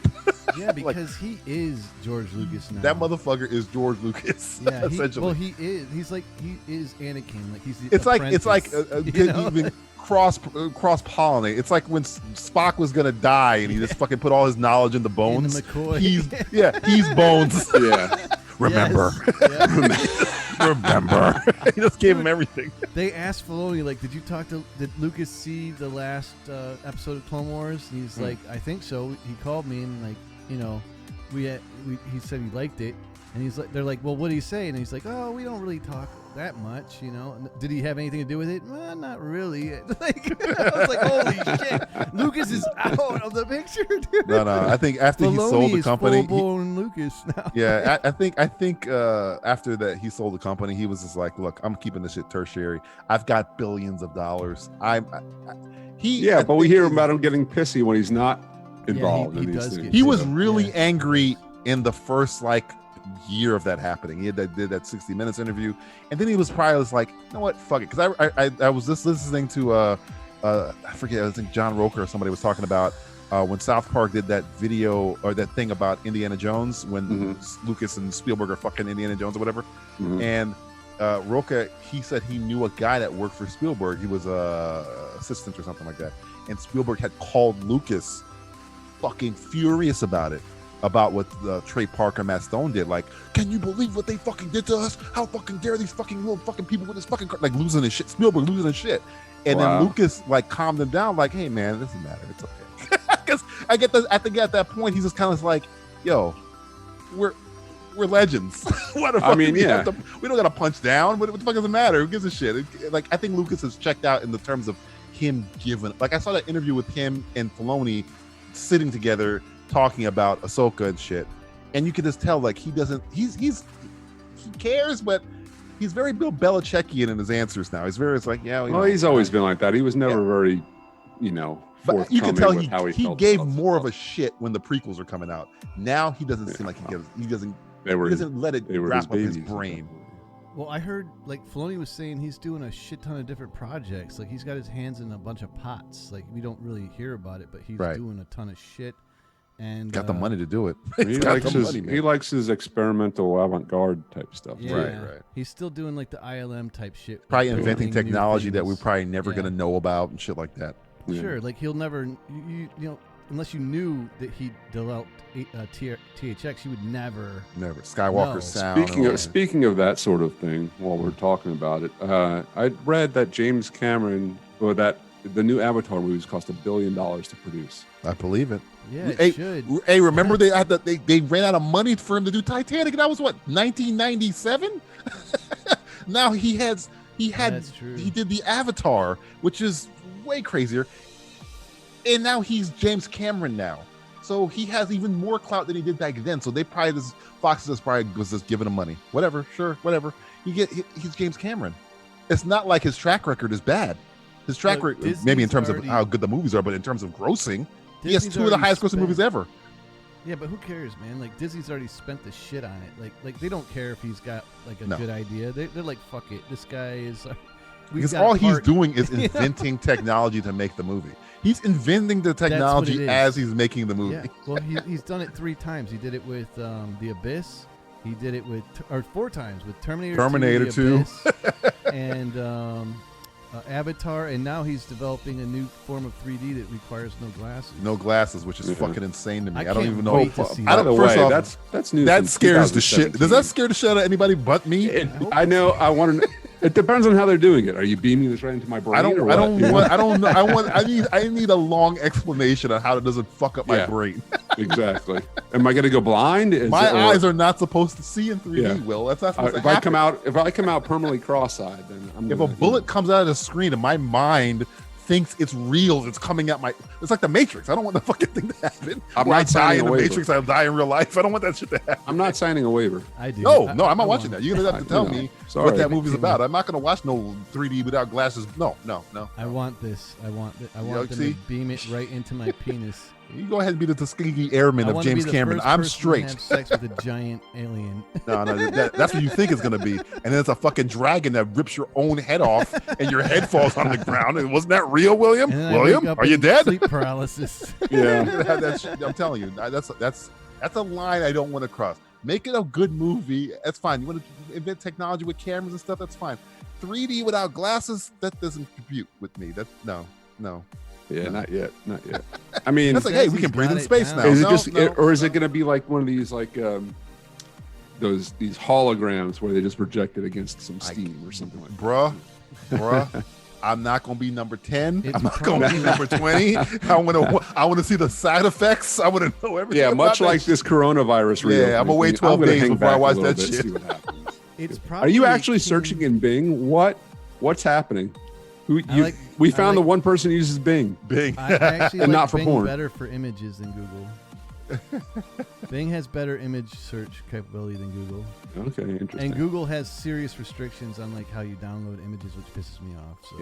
Yeah, that is very true. That is very true. But I can't say that I have much of a desire to see more Avatar right now. No, I mean, you know, these trailers and new technology better. I don't know. Hypnotize me to want to go see it. I guess he's a pioneer, but he also endorsed Terminator Genesis and Terminator Dark Fate. So in terms of movie making, in terms of story, you're gonna have to prove it to me now, man. Because what's the last it's good what have you done story? for me lately? With I know, DJ Yeah, Valentine? True think Lies is about the what you're last time I saying, liked a dude. movie from him. Like Think about liked what you're it story saying. wise. So you're going to have to prove it to you, right? The last Yes. movie he had anything to do with in that level was Avatar, and that Which I did shit not like. took the goddamn world over. Yeah, in terms of what it looked like, not because of the story. I'm No, a who story gives a shit guy, about the story. Titanic's got a shit ass story. and I hate Titanic. I don't like that movie either. Terminator 2 is a shitty fucking story. Whoa! Terminator 2 does not have a shit it compared to has a shitty Titanic and Avatar. Dude, Way better story. Dude, talk to like, not talk to the hand. What is it? Oh, hasta la vista, baby. They're gonna freaking like. That's dialogue. You're talking about dialogue. I'm talking about story. Yeah. Okay, so the Terminator comes back after a failed attempt in the first one, and then it's already a freaking paradox of plot holes. And then it just comes. If you're gonna start talking about there. time travel, I Yeah. can rip apart every movie about time travel, Yeah, I'm not except gonna for argue Primer. about time travel. Except Back to the Time, Future. we don't want to talk that. about We time tried travel that. shit. Because Rip apart Back to the Future. Back to the Future, you Remember we can't touch tried your to- own self. Energy cannot exist in two different places at the same time. That's like a rip apart Back to the Future, that's and that not- only took me 10 seconds. That's not proven science. Like that's a. It that's is an proven hypothesis. science. That's from fucking Einstein. No, it's not. Like, what did Einstein go back in time and touch his fucking self? I mean, how the hell did he prove that? Energy particles cannot. Google it. Can energy particles exist in two different places at the same time? I'm pretty sure they can't. How the pretty hell does sure. anybody know that unless someone actually does it? Scientists. How do you know they science. Google it. Oh, how do you know they haven't? How do you know they have? How do you know? Lord. Back to the Future is a documentary. All I know time one travel thing. I know is one- fucking flawed I know because one there's thing, no there's such only fucking one thing. of all of us. There's only one of all of us. 1.21 gigawatts. Yeah, it's all Exactly. bullshit. Gigawatts aren't even fucking real measurements. What the hell is a gigawatt? What in God names are you talking about? What the hell is a gigawatt? When Obi-Wan Kenobi died, I hope they let his brother know Obi-2 Kenobi. The day Says one Kenobi not a great gamer. died. I Everybody had a think funeral Avengers and they all Endgame ate ripped apart that sausages. fucking movie, and Avengers Endgame has horrible fucking time travel fucking rules. Yeah, you Oh, can't get. dude, Remember, we Avengers tried. Endgame We is had the worst. a whole company-wide debate about time travel in movies. Yeah, the years best one I ago, found was William. Dark. Oh, God, dude. That was And it went brutal. on for weeks, and we The never only got one I anywhere. ever wouldn't thought was end. good was Diagrams Primer and and Max, man, with his the fucking Days time of Future Past. That was the only one I ever like. Okay, I get this time travel. It's still flawed, It's fundamental, flawed. but I It all get is. it It's better than always the flawed. rest of the ones that have time travel in it. No, all I gotta say with Back to the Future though that solidifies it against all the others is he literally explained it like we're not actually traveling in time. We're in an alternate universe that looks like we're traveling in time. So he literally says we're not traveling in time. Period. So there goes your molecule thing. When does he say we're not traveling through time? He says that when they Who's go he? back and change something, they're not in that timeline. They So have create an dropped down alternate into timeline, another which is universe. Understood. I mean, that's the whole chalkboard explanation in part 2. This whole chalkboard explanation. Then they Yeah. rip that apart in Endgame. Then they say your past can't be your future, and your future can't be your past, and all in the that bullshit. same timeline. I don't know. You can't think too That's hard what I said. about I don't want to talk about time travel Yeah. shit. I got other problems with fucking what you You're call gonna find paradox. You're gonna find problems. the things I like about Terminator 2 has nothing to do with time travel. Has absolutely nothing. I just taken this for granted because time travel doesn't fucking exist anyway. So I'm My just like, favorite paradox is when you think about the beginning of everything. Like if there's the beginning, then what's the end? Then what's the beginning of the beginning? Because then you'll be on this fractal of shit forever, dude. That's why I just take it for granted. I don't care about Yeah, you time have travel. to If take somebody it for goes to me and goes, granted. the time travel doesn't make sense, I'm like, well, of course, because there's no such thing. My problems with Dark Fate have nothing to do with the time travel. My problems with Dark Fate have the problem with they erase the entire story that they set up in the first 2 movies. My problems with any other time travel movie is when it has nothing to do ever with the time travel. But It's we about the have story. time traveled. You can travel forward. It's You backwards. may not. My point is, I don't give a shit. I don't care about that. It's never going to be my criticism of a time travel movie. I'm never gonna be like, the time travel here doesn't make sense. I'm never going to say that. I don't care about that shit. Back to the Future can go forward and not fuck shit up because that's actually true. But you can't go back as far as we know. Like if you can, if you cannot, don't care. I don't care about that. I don't care about time travel. I told you, I'm Bruce Willis and Looper. No. You're gonna sit here and start talking about time travel shit. Let me We'll make explain diagrams to with you fucking what straws. happens when I you don't get- care about that shit. Let me I don't explain care. to you what happens when you get inside of a singularity and it becomes a here we bookcase. go. William, I really don't, Don't want care to about know. that. I don't care. Don't care about Really that. don't I have a problem care. with the story is weak. That's what I have a problem with. That's what when I don't give a fuck about the characters, then time travel could be Primer. Primer is probably the most accurate time travel movie ever, and but nobody's it's seen it. boring It's as boring as fuck, fuck. that movie. Exactly. Has a great time travel It's like- explanation. it's Nobody sitting- cares. It's like this conversation. I don't want to sit through. A Right, lecture exactly. about That's what it is. Time travel Wait. is flawless in that movie. Doesn't can- matter. It's a horrible film. Watch, I can literally go back in time and replay our entire conversation while we're having the same conversation still. No, you What do you can't. think of that? Can't do that. All right, let's move on. You can't do that because time travel doesn't exist. William, I just put a link in our Yeah, Zoom what chat. is this, man? It's Dune, the new Dune, new image. Oh, yeah, from that the looks Dune good. Does that movie. happen in the future or the past? That happens in a different. It's universe. in a galaxy far, far away. Different, complete galaxy. A long time ago in a galaxy far. You know, far I away. was looking Well, at not that I was galaxy. watching an analysis of Dune because I really don't remember much about it, and the author of Dune said that, which I want to know. When did he write this book, William? It was in the 60s. Oh, I think it was 60s? the 80s, wasn't it? No. It's, Oh no, I'm didn't sorry. Dune I'm come sorry. out- Yeah. It was the 60s and 70s. I They think. quoted the author. I forget his name, so forgive me. Frank Herbert.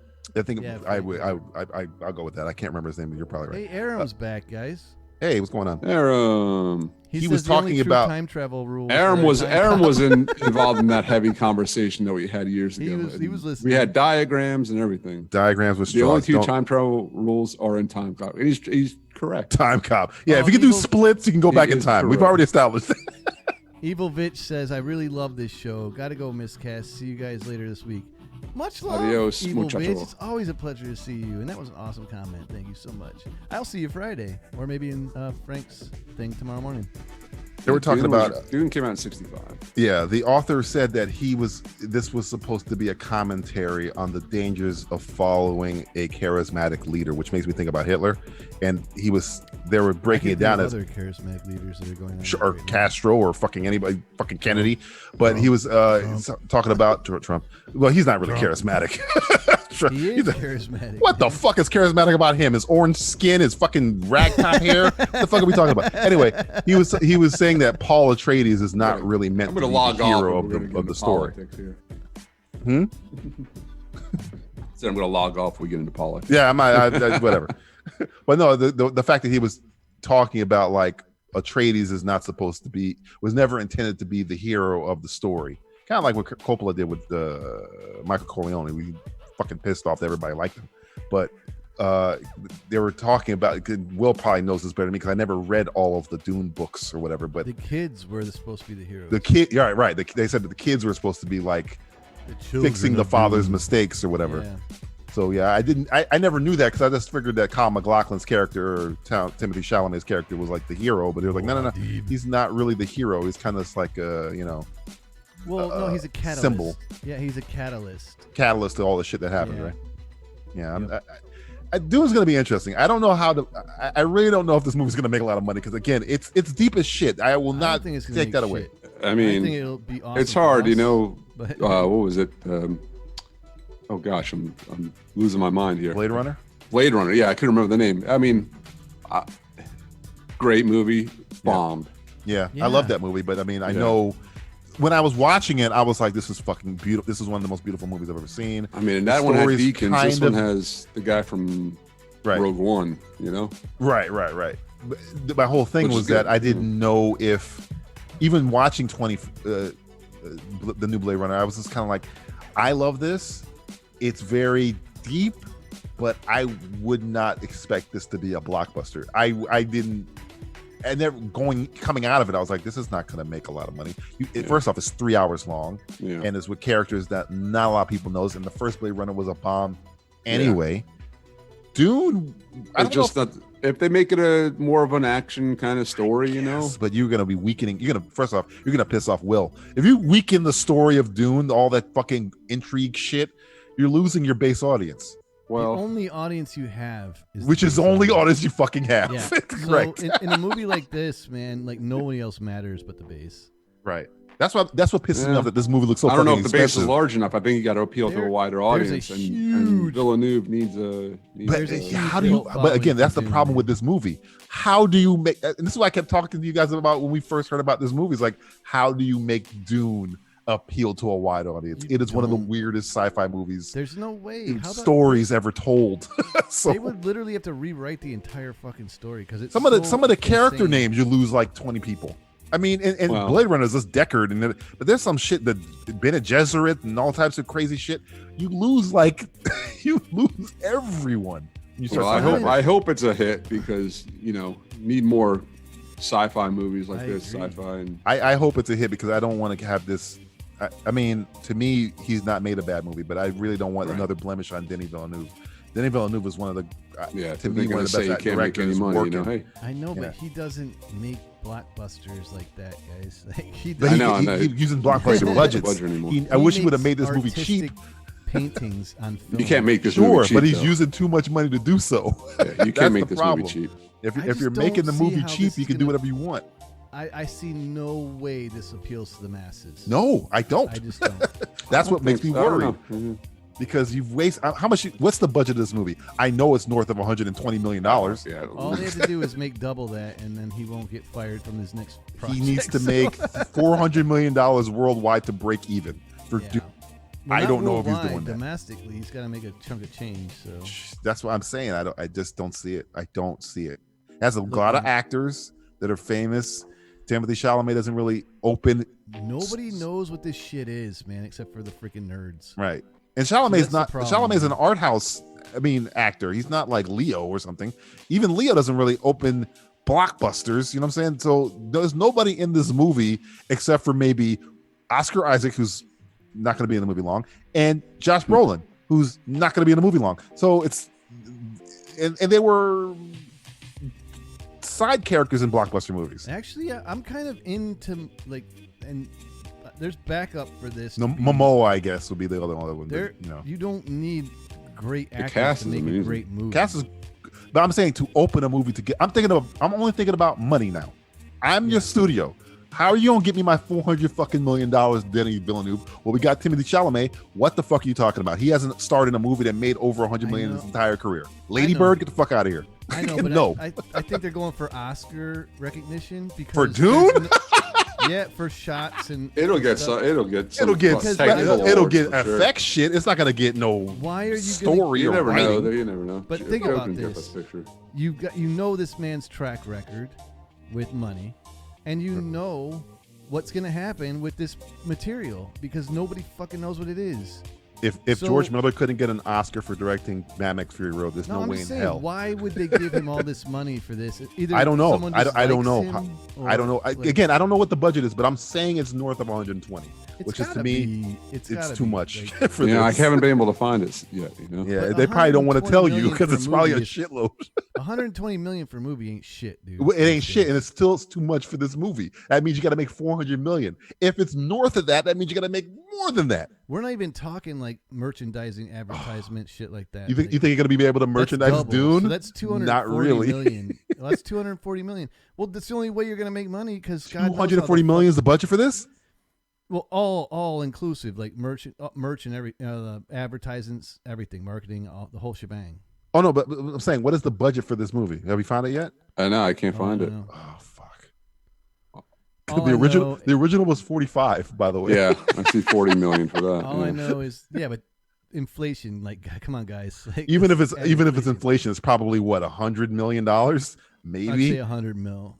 45. This one, I think you're pushing 160, 170. Yeah, this one looks like it's going to be up there for sure. It's going to be a little bit because Tenet's 200 million, so it's probably under Tenet. Oh, so it's going to probably be like 180. You're doing it all on location. That's fucking this cast, unless they're playing with Peanuts, which I know they're not. No, man. Like I'm telling you, he's like Rembrandt. You know, of no, moving he's a fucking images. He's a fucking artist. He's an a artist, fucking artist. and, But they're you know, giving him gold to paint with. Yeah, That's the problem. The snobs of Hollywood Stop are just, giving him gold to yeah, paint they're with. Give just him some giving paint. him money so that he can make a painting because they like his shit. They don't give a fuck. Because look, you can't figure it out. I can't figure it out. Greg has hopes that we don't have. So like, I'm telling. What studio is it? This is Warner Brothers. Warner Brothers loves flushing money down the toilet. I mean, this is. I mean, that's probably why they're gonna get fired. Whoever greenlit this movie, if it doesn't make the money back, yeah, they're it's Warner fired. Brothers. Yeah, They're fired automatically. Yeah, but Warner Brothers hasn't made really good movies in a long time. It's a hit and a miss with those motherfuckers these days. Yeah, but I mean, again, you can't just say, "Oh, well, I like his movies," even though we lost $200 million on them. You can't say that. But do you lose $200 million if you Yes. literally just gave it to them? Like Yes. maybe they don't want the investment. Maybe like they just gave it to him. No, you can't. That's you can't do that. That's what's it called? What's it called? Embezzlement. No, Give man. people fucking money. No, man. Not if the company creative budgeting. Is the board. Creative budgeting. Yeah, It's they not have. it's the It's Coke the board. budget. Where's the Coke budget? But if you're a studio head, your job is not to make movies that you like. It might seem that way. Your job is to make money Sometimes or that's win bullshit. awards. That's if it's not not true, those man. two things, then you're There- not doing your job, and that's why not you true. get fired. There are politics and that shit just like anywhere else, man. They You can think a studio head? You think Kevin Feige's job is to make movies he likes and not No, make no, no, money? no. I'm not talking about Kevin Feige. I'm talking about studio heads. I'm just using I'm an talking example. about the studio, Warner Brothers, whoever's running that shit, the board. and the shareholders. Do you think got the shareholders together care if and they were make like, money? We love Danny Villeneuve. and we're No, gonna no, fucking you're give this living in guy a money. you're living in a fucking dream world. If you think No way, a no way. board doesn't care about making money. Well, then everybody on the board of this movie is a fucking idiot. Because Yeah, it's that's not my gonna point. Make any money, dude. That is my everybody point. knows it. My point is this: I'm there's trying no to find a light in this tunnel. No, dude. no, there is no light. Look into the darkness. Look into the abyss with me. There is no world where the person who's in charge of a company's job is I'm not to already make in money. the abyss. Even the people who made Lady Bird, the fucking art house fucking movies, their job is still to make money or win awards. If it's not I those hear two ya. things, then you're fired. Yeah, I That's don't how know. it goes. What do you want from me, man? It's not like, hey, I made Dune. How much do we make off of that movie? Oh, we lost $300 million, but it's a good film. You think you're gonna keep your fucking job? No, That's you're the thing, fired. though, man. Like, Get this man a promotion. you've gotta You're promoted. Think, like, do all these people like all these studio heads are they that 175 Yes, million. the answer will is yes. All of their jobs are dependent on making money. No, are they Period. that detached from what is like Yes, viable and their not, job is you to know? be detached from what is viable. That is their job. Because their job is not to anybody make with a movies brain- that are great. Their job No, is to but- make movies that are profitable. That's it. Okay, so anybody with the brain knows that making a movie with Denis Villeneuve and freaking Dune is like a lose-lose situation. I agree. That's it's my a win-win point. for me. But it's You a are the one lose-lose for person. money. They got your $10. Thank you. Yeah, We've just dude, lost exactly. $300 other million. No, that's my All right, point. so this like, it's a $175 million budget. Apparently, that's what's being said You on gotta at make least two and a on this half one site. million. You gotta make 2.5. Double to that get your for budget up. marketing. Oh, You yeah, know, you got to make 2.5 to break even. So what's that? That's $480 yeah, you got to make 2.5 to break million even, dude. to break even. You got to make You got to make about 350 mil for them to say it was worth it. You got because I heard 2.5. it's got to be the next Star Wars. You know, It's got to make more money than Solo, which is it's not that hard. Well, they better. Odds are they probably rewrote it then because it's too damn deep. They're gonna have to too like, deep. strip it. One, you can't tell that whole story, hey, Solo made almost 400 million at the box office. right? And that's considered a failure. Think I about know. that. Well, on Star That's a Wars, on failure. Star Wars Yeah, terms. for Disney, I mean, it's it did a- have like almost $300 million budget though. You're right. because Yeah, it did basically not was break shot even. twice, It's so. a bomb. Aaron, weigh in on this. God damn it! And also, not a great gamer says time travel is possible as time is a concept made by man. That's not like you, dude. That was actually deep. And then Arzilla Time is says, a You know, flat circle. Rogue One made over $1 billion. Oh yeah, because that was She's coming off of streaming. Force Awakens. we'll get to it. It Hopefully ate we off stream of for that. a while because we're in a decision. 200 million, combo 200 right now. budget, 265. Well, yeah, million Rogue One's a dollars. success, but because it was coming off of a movie that was a super success, the highest Yeah. grossing domestic movie of all time. But it also had a $200 million budget. Right. So it was still a success, even if you double Oh, yeah. that by whatever. You still made at least Yeah. $400 million, some shit like that. But Solo was coming off of Last Jedi. People were divided, so that Yeah, did not that make was, as you know, much. Solo got a bad freaking rap. No, it's not. I mean, compared to other shit, Solo's not the greatest movie of all time, but it's not awful. It's Me and fine. Greg no, enjoyed it's it. fine. I remember Rewatchable, leaving it's fine. like It's not It's necessary. a fun movie. It's not a Yeah. necessary movie. You don't need it, but it's not No. awful. No. there were some cheesy things in it, like Chewie's name and shit. But like me and Greg left that movie going, that was pretty good. Yeah, it's just like freaking it's I movie." like a movie. enjoyed the hell You're out like, of it. okay, all right. Back when you but, could go to the movies know. without worrying about contracting the virus. Did you learn anything from that movie that you didn't already Yes, kind of they- assume? There was an escape pod in between the two points Yeah, of the Millennium yay. Falcon. Thanks for the escape pod that makes the Millennium Falcon look like Why didn't you whatever. replace it, you fuck? Yeah, why don't you just fucking replace? Han Solo's a Dude, you had it cheapskate. for That's what I 20 learned. years. Han Solo's a cheap bastard. That's what I learned. Yeah, Yeah. it's funny. Where did you find the budget, Will? Or Greg? Where'd you find the budget? Wait, we lost Greg. He's Greg, is not that- holding that still. Oh,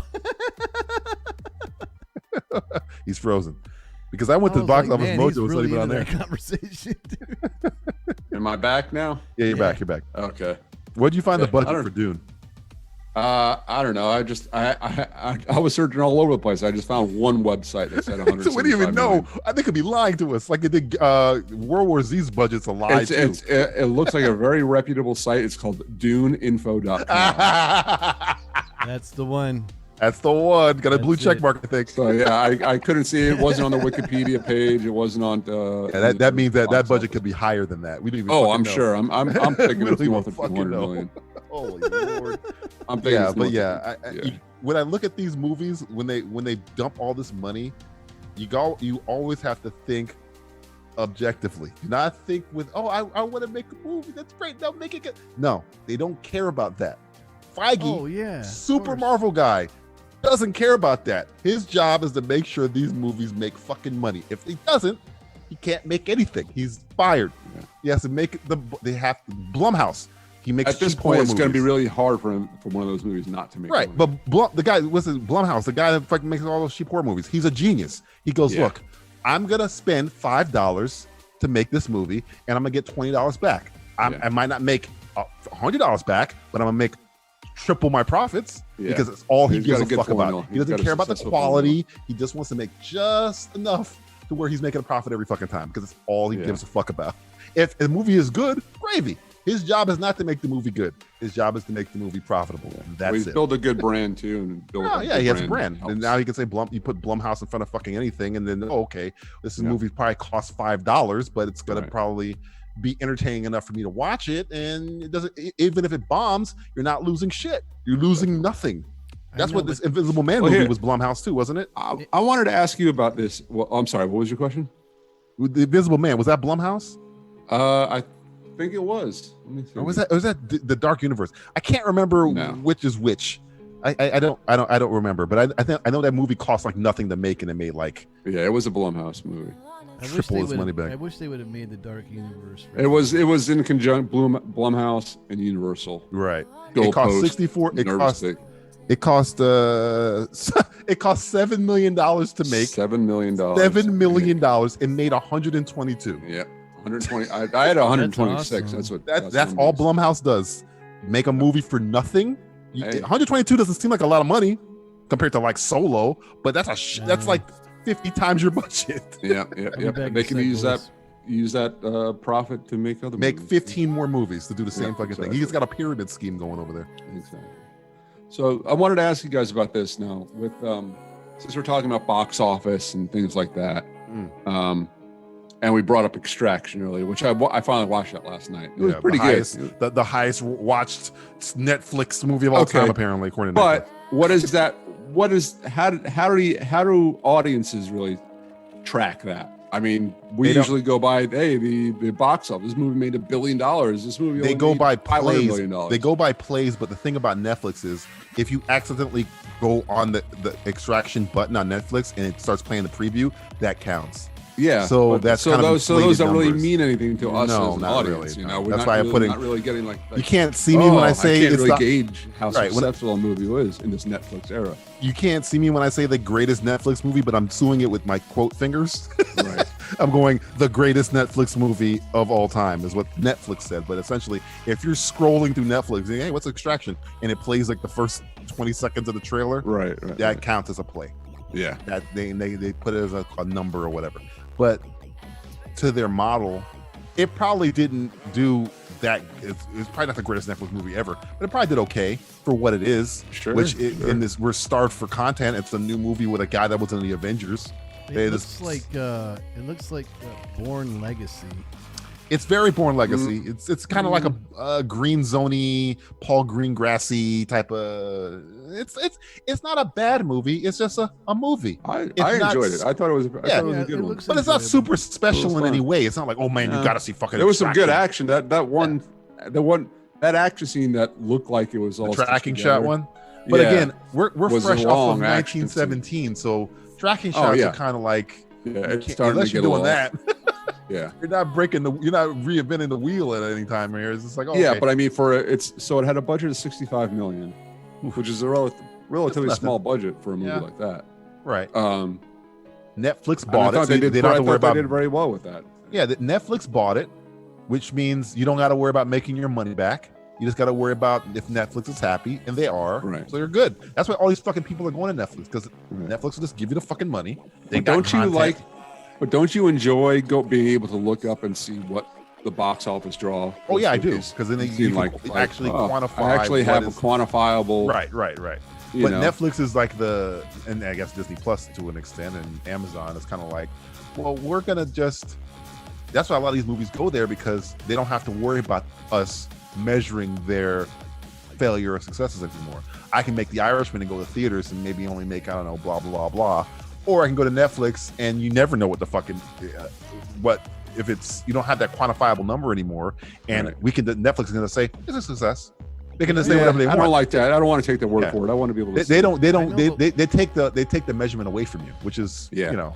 Which just kind of takes, I don't know, it takes a little bit of enjoyment out of it for me. The only good thing is that you don't have to worry about, you get more shit that way, because if you go by your measurement, then you have a Josh Trank, Denis Villeneuve situation where he made Blade Runner and he made Dune, they both bombed. But if you put both of those movies on Netflix, it wouldn't matter. He just keep making whatever fuck he wants, because nobody would know they would bomb. He made a movie. But I want to see Villeneuve's movie in the theater, I think. But you guys are missing the point. You go to Netflix, you become like a cult classic instantly. You go to the theaters, you're a statistic. Yeah, and that's just the truth. Like Netflix, you can fudge whatever you want when you go to Netflix. You can make like you can Stranger make Things and like things on Netflix become like household. Yeah, names. but there's so much for every one of those. There's like so much garbage on there too. There's not a whole lot that I actually like. Netflix allows you to use propaganda to your movie. I would say essentially the ratio 1 out of 10 is a good movie or show. Maybe, yeah. So Wes says they take the measurement away from the audience and public, but they still know the numbers are and what audiences are responding to. Yeah, right. True, but they Netflix knows, but they can say whatever they fucking want. Here we have no way of contesting it, really. The man with the golden plan, the cook, Wesley from Thinking Hard Entertainment. Wes. Tell us everything about time travel, Wes. Wes, do you see Wes's question there, DJ? What's the question? You guys watching Capone? I saw it. We talked about it earlier, Wes. Yeah, it's Wes, you missed that conversation. Yeah, it's like William has feelings. Imagine if you walked through the desert and you were dying, and then you start drinking like water from like you're Finn in Force Awakens. You're drinking that like sewage water. That's Capone. You start seeing a whole bunch of weird shit. What's going on? How's it going, guys? I didn't catch what you guys were talking about within like the lead in between like the delay in the stream between what you guys are saying. So the last thing I heard when I was joining the stream was one of you was reading my comment. They take away the measurement away from the audience and the public. So right. Oh yeah. We're talking about Netflix over putting a movie on Netflix instead of putting it in a theater. Is it better, et cetera, because you have the measurement in a theater of, you can just look, the movie costs this much, made this amount of money. You can quantify if it's a success or a failure. But for Netflix, it's a little bit cloudier, which is probably better for the filmmaker, because you don't have that stigma, because Netflix can say whatever the fuck they want, even if it's a bomb. They would never tell you, because But yeah, it's a paradigm. As a movie maker, it's like a paradigm shift where you'd be like, oh, all right, well, I don't know if this movie was really a success or not, but I got paid, you never know. So I guess I'll just keep going. That's absolutely not true, man. You can go to Rotten Tomatoes and look at the audience score. Sure, that's so accurate. Like the 3,000 people that will rate it on there. Accurate fucking depiction of a movie successful. Rotten Tomatoes to me are far, far more accurate than any critic score. Oh God, Jesus! You mean the people that get to vote on the movie before they watch the movie? that score. I still like those scores better, man. I've never gone wrong with them. They were voting on Captain Marvel before it came out.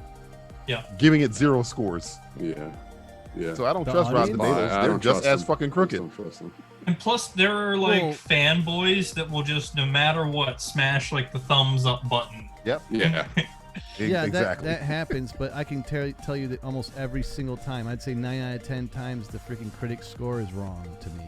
So like, I'd say like 6 or 7 times out of 10, the audience score is right.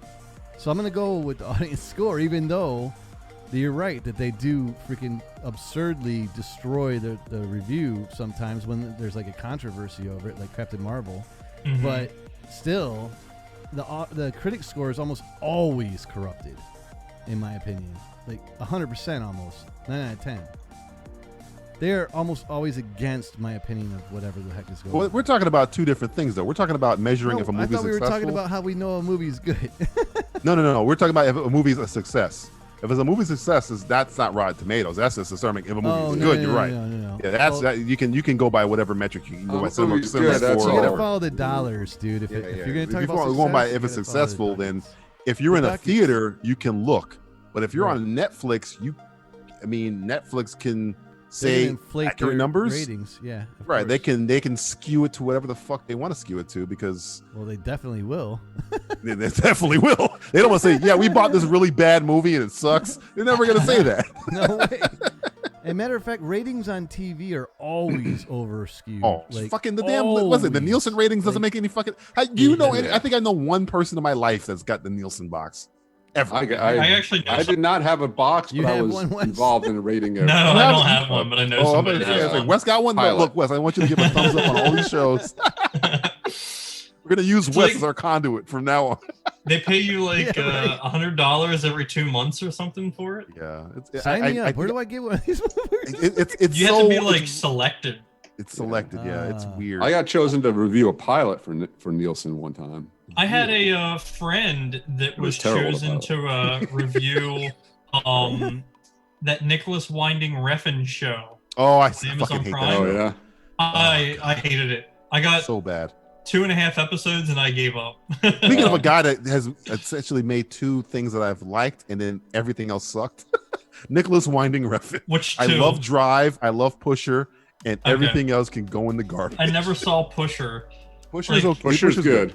Yeah. Is it? Listen, I think I liked Only God Forgives more than a lot of people. What for the sure. what the I- fuck was that But movie? it's definitely not as strong as one. And That I movie- did enjoy Valhalla Rising, which was I didn't mind Valhalla Rising. but Valhalla Only Rising is a God crazy movie. Forgives. You know what? I'm gonna give Valhalla Rising the Josh Gad pass. I'll let that one slide on through. The Josh Gad. Josh Gad. I told you. he's a What does good he have to do Hollywood with that Florida- movie? Dude, He's a like, Hollywood, Josh Florida Gad's boy. He great, always gets a period. pass. I'll give Valhalla Rising even though I'm against it, I'm gonna give it a pass. Josh Gad has done some bad things, but because he's like lived 5 minutes from my house, he gets a pass. He lived in freaking Hollywood? Yeah, man, Hollywood, Florida, baby. No shit. Yep. Dude, I Most didn't of know my that, life. man. He's freaking talented, that dude. Yeah. Only a good God guy, too. Forgives. I love the cinematography for and Oh, yeah, it's like the beautiful. atmosphere. But Yeah. god damn, it's It's like a an weird 88-minute fucking movie Jesus. and it feels like 2.5 hours. Yeah, I'm gonna tell you yeah. something And it about could have the been cinematography, It could have been Wes. 20 minutes too. Yeah. when I first saw that movie and I heard they were making Blade Runner, I was like, you better make the cinematographer for Only God Forgives do Blade Runner 2049, whatever. I was Who did shoot that? Hey, but then they go, oh no, we got Deacons. I'm like, okay, Yeah. Oh, yeah. if you're gonna give the Deacons, then I'll back away from I my love it. my request.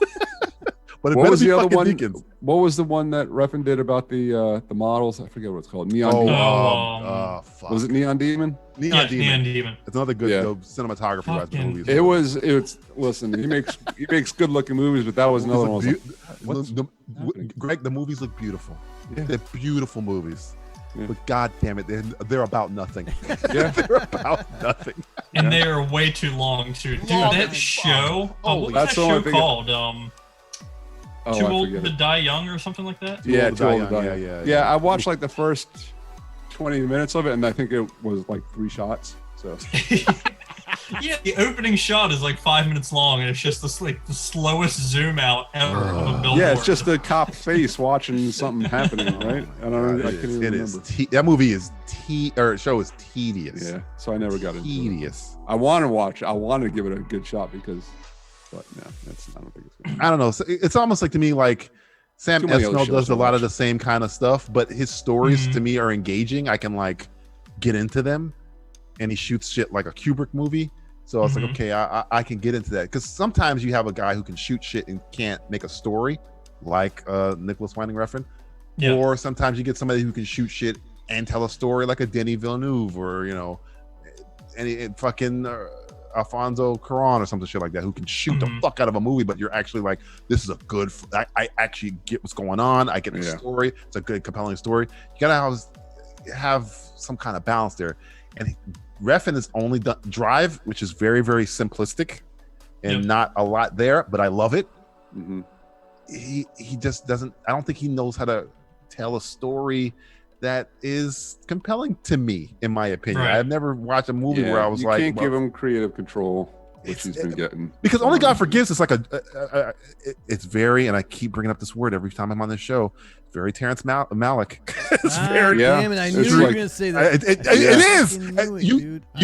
You've seen the movie? It's a stream of consciousness movie. There's no. Yeah. You're just wandering around.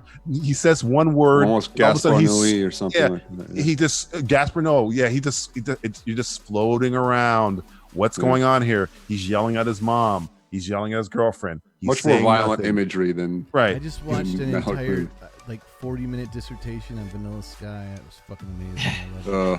That's Cameron Crowe. That's the guy who thinks Emma. He was Amy. doing Almost Famous at the same time. It was great. I don't think Refn should write the material that he directs. No, yeah, I agree. But he wants to control. That's the problem. And he shouldn't be able to. He shouldn't be like Josh Trank in Capone, who he shot, wrote, and edited the movie. Stop! Just don't do it. Don't let me. That ain't gonna happen again. He wrote it. Did you guys watch Capone? Yeah, I did see it. It was that's a movie. It's You bad. missed it when they broke it down. I can't. I can't wait for you to watch it, Wes. I can't wait. I'm gonna try to watch it pretty soon. What is it on? Hulu? That's a good question. Is it Because Amazon? I don't know. I think it's it's Hulu. coming out, but I haven't seen Hulu. anywhere where you can actually get I didn't it. know it was even out yet. So. Yeah, don't trust me. Don't run to see it. Don't. It's not a. To me, again, like I was telling them before, Wes. There's some reviews of this fucking movie that are mean, like the meanest reviews I've ever seen, other than Gotti. Like real, like I didn't know you can curse in the title of your review. I didn't know that. So I'm not that mean. I just know that this is different. This is not a great movie. I read one that was like Tom Hardy literally shits all over this movie or something. Yeah, like there's that. two scenes where he shits himself and they show it. Or something like that. Like, I mean, fart noises are in the movie. Shits and farts and burps and grunts, and it's just a very, very weird movie. Get it?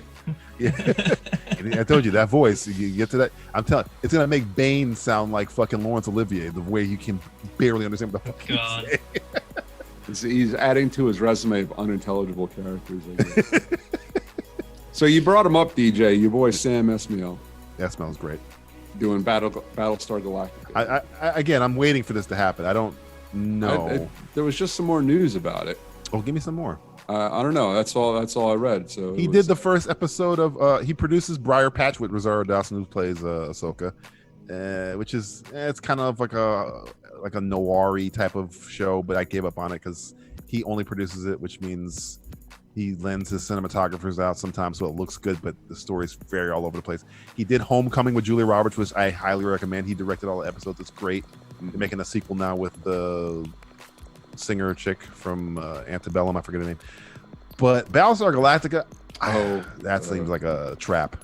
I don't want him to do that. Well, are you saying it's going to be set in the same universe as the show, the recent show?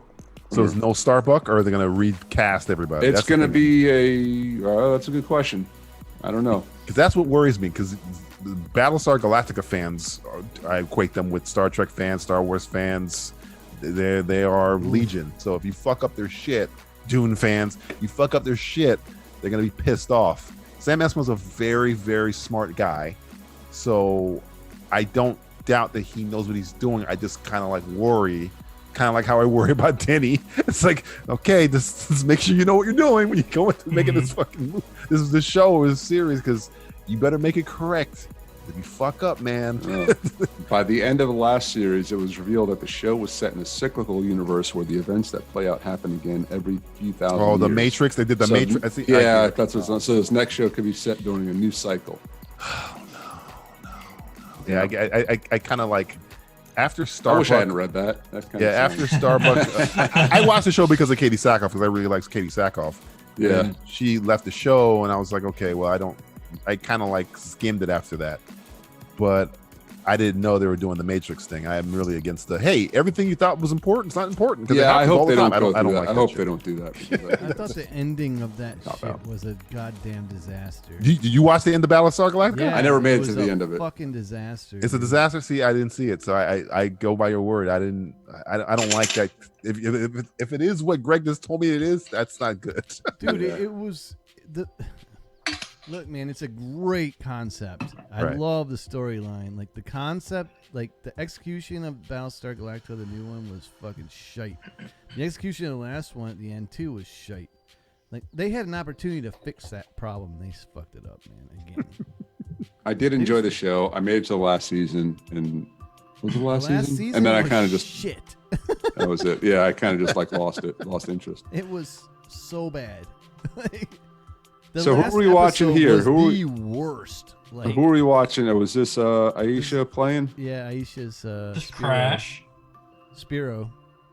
What is Spiro? Dinosaur. That dragon thing. Yeah, there it Oh is. yeah. Crash, like Crash Bandicoot.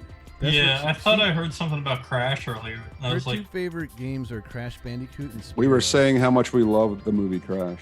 Oh, I heard It's that. DJ's favorite. Jesus Christ! Don't even get What me did started. Zombified. I think DJ said something about Crash is the way Welcome back, you Miscast. Crash What was is it? like that. think If I have the- if- black friends or something. Yeah, if you go to a party and the guy goes, "Hey man, I could say that I got a black friend." If Yeah.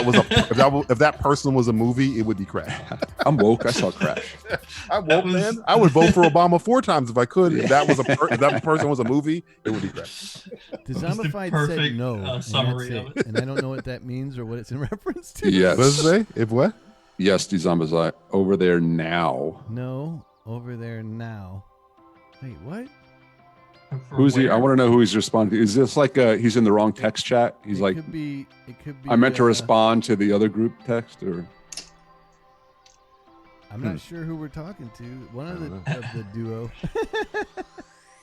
But I'm not sure what this is over there now. Like over where? Like over there now. over there. Where's my Where's slice? Slice. What the fuck? Do it. She's talking to her pizza delivery guy. Did you guys see that I love it. basically Tenet is not moving so Oh, far, it's but still yet, not. Still not, but yet LA announced that they might be shut Yeah, down all the way yeah. until August. That's gonna change.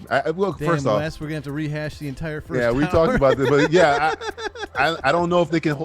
We'll find out by this week if they will move because this is the last time they have to change. But Yeah. even if they move, where the fuck are But- they gonna move to? Also, that Well, everybody knows it's Unhinged gonna happen. movie that Russell Crowe, that I don't know if you guys saw the trailer for that or saw the Unhinged, news. yeah. It got moved up to July 1st. Oh God. Ooh. Well, that movie Yeah, costs they want to nothing, be the so first movie back in theaters. That's Which, a movie that we were I don't talking know. about that could get if it gets delayed, it could just go on VOD. Yes, yeah, It doesn't absolutely. look like it's of any. I don't know why. You know, they should just delay. You know, they're gonna keep all the big blockbusters for this year. Mm-hmm. And just push all the garbage that they know which movies are not going to perform that well. You know what's funny? Especially at the beginning of It's next not, year. it's not necessarily garbage though. Like I think everything that's not gonna make them like a shit ton of money should just be Yeah, dumped any at this middle point. any middle Dump it ground all. movie you can dump it. But like Yeah. you know what's They need fun, the you know what's slots. funny? I don't hear any date, and I almost forgot that this movie existed. I've yet to hear a date for Quiet Place 2.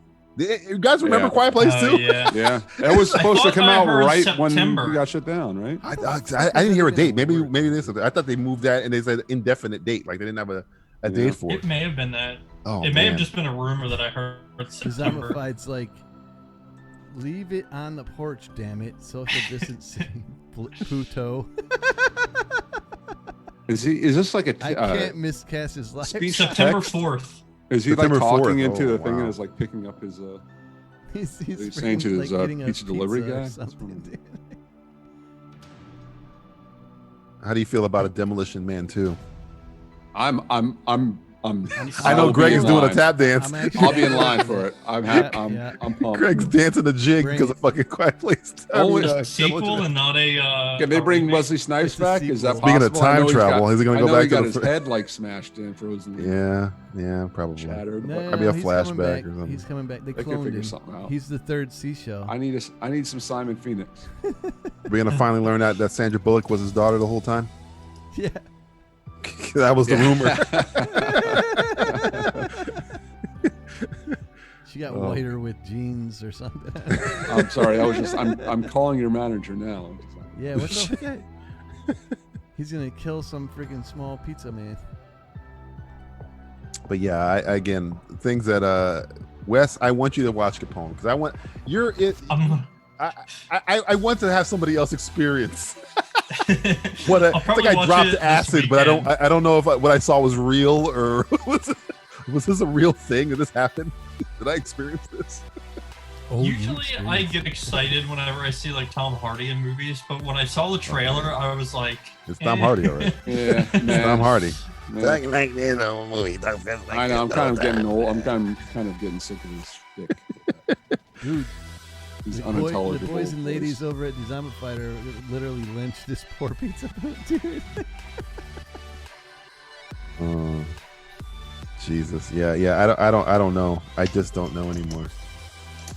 What else? What else we got? What else? okay, this stereo, get my bat. I love it. I have no idea what's going on, but I love it. Robert Pattinson says he's not going to deliver pizza, but he's not social distancing, so they're going to beat the shit out of him or her. Robert Pattinson says he's not working out for Batman. Probably because. Oh my gosh! Did you guys see the GQ article? You saw that? What the hell did that article say, Wes? I didn't read it. Come on and put an end to that shit. What did that article say, Wes? It's like a actual like really long article that's like interviewing him about Tenet and the Batman, and there's another movie that I forget what it's called that he did that's coming out who knows when, but it was supposed to come out like this year sometime. This is more of like an indie film, but for whatever reason there's like this long random just like off seg thing in the middle about him trying to create a fast food pasta restaurant. But Robert Pattinson doesn't seem like the brightest guy. And so he's doing like an interview with this GQ person over Skype while he's trying to like demonstrate to them his fast food pasta idea. And he's like putting pasta in a bowl, and he microwaves the pasta, and then he puts like 9 slices of American cheese on tinfoil, and then he puts the pasta that was just microwaved on top, and then he like wraps it up, and then he like moves to go like he's gonna go towards, you know, an oven or something, and the he says something like, you can put aluminum foil in the oven, right? And the GQ guy says, yeah, but you can't put it in the microwave. And he's like, yeah, well, this is an oven. And he puts it in there, and it's a fucking microwave, and it blows up. This had to be a. He must have been high, man. He had to have been high. Yeah. I don't think he cooks at all. He said that he, in the article, he was saying about how all of his food that he's been getting, he's still actively living where they had him hold up for the Batman shoot. Wait, was he in London? Was that in London? I think London, Dude, he's a crazy motherfucker, man. But so he said that he's still getting his daily meal plan for the Batman. So he gets all of his food delivered to him. Oh, and the one thing, he didn't have breadcrumbs, so his pasta topping was crunched up Frosted Flakes. Oh, okay. This guy. I will never buy fast food pasta from him. I heard he stinks like a mother. Like he doesn't shower properly. Well, he smokes cigarettes like a chimney, I heard. Yeah, I think that article touched on that. Yeah, he seems like he's an interesting cat. So they're making a Dungeons and Dragons movie. Up your with business. The producer. What's up? Welcome. With Jeremy Latcham, who's the SVP at Marvel Studios. Oh, okay. Here's the is there a chat in here? Oh, there it is. So I'm good with that. I'm on Dungeons and Dragons movie. You don't want Jeremy Irons to come back? Was he in that one? Listen, if I could go in, I think I actually have that movie on DVD. Of course you do. I do. I don't want to do a commentary on it because I think I would just watch. I would. Like, I mean, what do you've got? Who is it? Marlon Wayans. Marlon Wayans as the thief in it. You know. What is it? Of course, because he's black Continue. Dungeons and Dragons movie, the old with Jeremy Irons. Yeah. What the fuck There is? he is. I can't even tell you who the star of it hell was no, because he no was the thanks. absolute Get outta nobody. Oh, wait a minute. You know what I always get Dungeons and Dragons confused with, right? I always get it confused with Double Dragon. That has Scott Wolf and the Party Costa. of Five guy. Party of Scott Wolf and the Costa from John Wick 3. Justin Whalen. Man. Who the fuck Talk is about that? product placement, Exactly. man. He looks I just like remember he's- Jeremy Irons and Rain from the Sky. That's all I remember from Dungeons and Dragons. All right, so Justin Whalen's Wikipedia page Oh, Jesus. starts The off. one He is injury. known for his roles Don't as the go teenage zombified Andy with the Barclay in hot Child's Play 3 You guys and are Jimmy confusing me. Olsen on Lois and Clark: The New Adventures of Superman. Not even a mention of Dungeons and Dragons. Because he said, if you fucking put Dungeons and Dragons on my Wikipedia page, I swear to God. You better not put that on my Wikipedia page. But you were in it. No, I Robert wasn't. Pattinson though, like Yeah, Child's Play 3 is, Look at his is like skinny-ass his legs. largest, biggest role. So, You won't have to work out for Batman because the suit will do the work. I think that's what he's just learning. It's like, oh, I just don't. It's like Robert Downey Jr. I just got to put a suit on. It's fine. One of my favorite things about that article is reading the reasons why Roger Eggers, is that his name? Roger Eggers? Robert. Robert Eggers. Robert Eggers, yeah. Why he cast him in the role for The Lighthouse. Basically, What was the reason? he said something about he has like a really paranoid quality to him that was like perfect for the role. That is perfect It's for the like role. from That the character's paranoid as shit. But apparently Oh, yeah. that's him in like real life. I heard that dude. He's got like 18 bottles of piss, and he smells like freaking urine. Oh, is he Howard Hughes in it? He's Yeah, Howard yeah. Hughes in his life? Oh, no. Boxes his shoes. Wave of the Everybody future. Wave of the says his hair future. Smells like fucking like a mad amount of bo or some shit. Oh, Like, man. That's I've heard not this good. since Twilight though. Like it's no new news. Oh, no. Like this dude, like ever since he had the Harry Potter craze going on, he stopped showering. I forgot he was in Harry Potter. Did Maybe it was just Voldemort a kill him? phase. Cedric, Maybe it was just a phase. Cedric showering days died when Voldemort shot him in the face. I remember that. He's running through a maze or some shit. I don't even watch Harry Potter, but I do remember Robert Pattinson got murdered in it. I do Cedric remember that. Diggory. You killed Cedric. It's gotta be in Twilight. Kill me. Kill me now. Please. God. Avada Kedavra. I gotta get out of what this a franchise. world! What a world! Get me out of this franchise for the love of God. Please. Oh, For the man. love of all that's holy. They said they're Oh, the working on it. soundbite's taking off. Bye, everyone. Don't worry. The chief is my father-in-law, but yes, toss bat in. What the fuck? Back in they're- the stream outback? He's talking about getting rid of the murder weapon to kill the that he used to beat up the pizza delivery guy. I was slightly detached from the original joke. Sorry. His father-in-law is a chief of police, so he'll be all right. Gotcha. Nightbot will always clean it up for you guys, man. You got an epic freaking person on the team there. I was never here. You didn't see, hear, Don't or worry, anything. the internet never records anything. Zombified. You're right. Sure. Much love, Never guys. happened. You guys are freaking awesome. Stay safe out Wipe there. this chat. Love to see you every single freaking time. You guys are the best. Up in Your Business has a bunch of thumbs. But yeah, I think that's all. Other than that horrible DC animated movie I watched, which will remain nameless. I think that's all I watched. Oh, I watched The Expanse. Oh yeah, what'd you think of that? I'm on season 3 right now. It again. You're It making keeps. headway. I'm making headway. It's essentially like this. I still When haven't they're gotten with through the first crew, season. I'm in. Right. If they're not with the crew, it's like, okay, I gotta concentrate. I gotta. When I'm with the because it's like a whole bunch of characters all over the galaxy, essentially Right. dealing with this one plot. But the characters that are most interesting to me are on the ship, and sometimes they jump away, and it's like, okay, I guess I gotta deal with this shit. But the only cool thing is that when they deal with these characters that I don't care about, they actually interact with the crew. It starts getting good. It's like, oh, good, Thomas Jane's now on the ship. Good, I can give a shit about Thomas Jane, because when he's not on the ship, I don't give a shit about Thomas Jane. But is he on the ship? Is he really on the ship? Is he really there? I don't know. I don't know. He's all in the mind. But the one who plays like the is she? I guess she's I want to say she's Israeli, maybe. She's the undersecretary. She's fucking fantastic. Yeah. I forget. She's the only Talk about character smoking cigarettes. Oh my god, she sounds. I can't even do the voice. I can't do it. It's Yeah. she has a deeper voice than me. I Yeah. forget her name. She was on 24 for a while. I but, can't. I forget. Her name is Christian on the show, or Chris. Yeah, she's great. Every line of dialogue she says is a curse word, and it's fucking fantastic. She's like in a press conference, and this army soldier is being made to say a lie to her in a conference, and the character that we like is like breaking her down, like knows that she's lying, and then the army soldier's boss tries to intervene in the conversation. Shore Agadashlu. Yeah. And she says, as the guy starts to interrupt, she's like, whoever the fuck you are, sit down. I can ask whatever the fuck I like. I was like, you're awesome. Please be in the show more.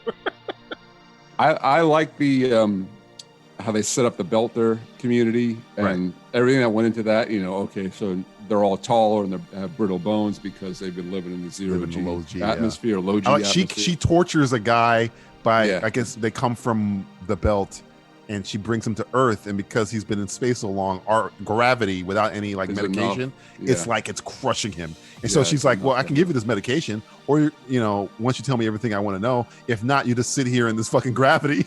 And it's just fucking destroying him. So I enjoy like the politics between three systems, between Mars, Earth, and the Belter Society, because it's it can be solar system war, I guess, I don't know. It's about the most scientifically, as we were talking about science earlier, the most scientifically accurate sci-fi show I've seen. It's very like. But when they got into, he was showing like the blue creature molecule thing, or whatever. It was like the proto whatever it is. I don't know. That one's I'm like, I don't know that storyline. I don't really. I realize that's like that is the storyline. It's just to watch the crew, the people on the ship, is to watch how they react to it. Like the Amos guy. The I guess he's the mechanic of the ship, but he's kind of like the Hulk. Where I don't think he has empathy. Right. So if somebody's like raising a gun to anybody on the crew, he without any delay will kill you. There's no no like, he doesn't care about the repercussions. Doesn't give a he does not give a shit. So like there's a scene in the episode I just watched before the show where I guess these people try to hijack the ship, and the captain like raises the alarm because the mechanic guy with no empathy is on another part of the ship. And it's like the captain's like, you have until my mechanic shows up to surrender, because I'm not going to be held responsible when he gets here. Right. So they do this whole thing, this whole hostage situation, and it ends the second he walks up to the stairs. He's like, did I miss it? Because everybody knew once this guy shows up, everybody's gonna die. He's gonna shoot everybody on the ship. He doesn't give a fuck. He's literally the Hulk of the show. So I do enjoy the show. I haven't seen the new season yet, I have to say. I saw like the first episode of it, and then I don't know, I guess I got distracted. Thomas Jane was only in the first. You know who's good on that show? He's Jared Harris. Speaking of fucking Harry Potter, his dad was Dumbledore. He's fucking awesome. Jared Harris is a great fucking actor, man. Yeah, he's doing I don't know where you are in the show, so I won't. He's doing like this patois. I'm West Indian, so I'm like, I know patois. I guess he's doing more Creole patois than Jamaican patois, but it's just like it's supposed to be like the Belter dialect, And it sounds so he sounds like my uncle. That's why I was like, whoa, Jared Harris has got some West Indian in him. All right, go. Because you can always watch like if you watch Luke Cage, you can hear a very bad Jamaican accent or a very bad patois. Or Blood Diamond with Leonardo DiCaprio. That's a really bad patois accent. But Jared Harris is doing that shit like he was totally different. Yeah, his was good. I was like, oh shit, all right, Jared Harris. Jared Harris was brilliant in Chernobyl. I still haven't seen it. I want to. You haven't seen Chernobyl? Yeah, I hear it's great. I just haven't seen it. It's so good. Do yourself a favor. It's on my next list of things. That you should bump that up. I didn't want to be depressed. That was the only thing. Man, you will like it. I know you'll like it. Okay, I'm gonna watch it. You were just talking to us about what was that movie you were just talking about? Oh, Amore. But I watched that because it was nominated for Best Oh my Picture. gosh, you guys are talking about Amore? Oh, Wes, you see Michael Haneke? I was trying to explain to them how depressing that fucking movie. It may be it's one of the most depressing things I've ever seen in my life. I was trying to explain to them it may be the most depressing film ever made. Yeah, Chernobyl is nowhere near. I seriously, I watched that movie at like the worst possible time too, because I had just lost my grandmother, and it reminded me so much of like what my dad and my grandfather were going through with my grandmother. Yeah, it's. no. Only reason I hadn't heard about it because it was like the best picture. I forget what year it got nominated, and or maybe she was 2011. nominated. It didn't win. I think it was nominated for something. I was like, I never heard of it. I'll sit down and watch it, and and it's all in like I think it's French or Italian or something like that. French, and I'm yeah. like, I want to kill myself. This is the most depressing fucking. It is. It's not dark. It's just the whole movie. You're like, oh man, come on, man. It's just sad. The whole time, 2 hours long of sad. Yeah. It's true. Oh, dude, and then the ending is just like it's like, what did I gain from this? What's the purpose of this? And this this picture? is what we have to look forward to in life. God damn it! I felt with like Magnolia. Magnolia is way less depressing than Yeah, it has Tom Cruise raining talks about his frogs cock. in it. No, but like what's the purpose? Like, Well, sure. or You're like correct. Seven. But What's no. the Is Is this purpose? from that Like, movie? Is this God, watching? Yeah, this is from the movie. Amour makes you think about what is the purpose of my own life. Like Yeah. what do I that- exist for? You know, that movie Life. That I don't get fucking those with kind Brad of- Pitt. and shit. Oh Jesus! it's like like that show. This Is Us. Like I don't understand why people I'll want to never watch watch that. this. shit. I'm never Like, that's why do you want to manufactured watch? drama. Yeah, why do you want to watch people crying about their lives when you have No. people have enough shit going on in their own lives? I want to This watch is- somebody else's depressing nonsense. This movie is like watching a what? guy in a boat Sometimes with a it's hole in actually it for 2 cathartic. hours trying to get the water out of the boat, and he just sinks and dies. At the end. It's just like it was like fuck. No, thank you. I gotta say, man, I gotta push back a little bit on that because sometimes watching something that's in the vein of what you're feeling is cathartic in the way you like react to it and get it out of you. Oh yeah. Sure, I agree with you. Yeah, This I don't know if this was it though. Go- When you're You know what, William? feeling, when you're William? feeling down, Do you don't yourself want to a watch favor. something that's going to make you feel even more William, do yourself depressed. a favor. Watch him more and tell me what you think. I'm pretty good, man. I just went to a funeral. No. Pop it on, brother. Pop on more for 20 minutes. I'll give you a 20-minute timer. Let's sit there for 20 minutes. It's See kind how of like long you make watching it. So, like, Contagion now we're- right at the beginning of the outbreak. Yeah, but now we're in the plague. Exactly. I couldn't do that either. Yeah, it's This cathartic. dystopian Watch the universe first that 20 we're minutes of actually Amour in. and see how cathartic you feel. Because I'm We telling you, this does not apply. This We movie are is not- literally in a dystopian world.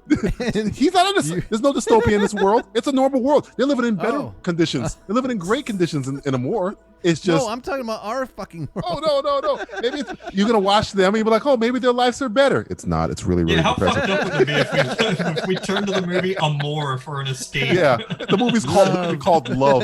You're just do a like commentary on that. I want to Let's do drink bleach. This is the most depressing movie I've ever seen. I mean, I thought Requiem for a Dream was more depressing, and then I That watched this. I was like, shit, that's Requiem another for a one, Dream is like dude. Sesame Street compared to Amour. It is, Requiem for a Dream is scarring in different ways. Yeah. but damn. it's like Ass to ass. Ass to ass. It's dude, but it's that's the worst. Somebody for had to a do it, situation Wes. Somebody you've had to never do been it. in. You've never That's the really only- been in addicted to heroin. This What's Amour worse? is some shit that could happen to literally everyone on the planet. Sure. But what's worse, ass to ass in Requiem? Oh, it or will Two happen Girls to in a everybody Cup? on the planet. Not good. What was your question, William? Look, what Two this guy girls or- goes to two in girls this in a movie cup.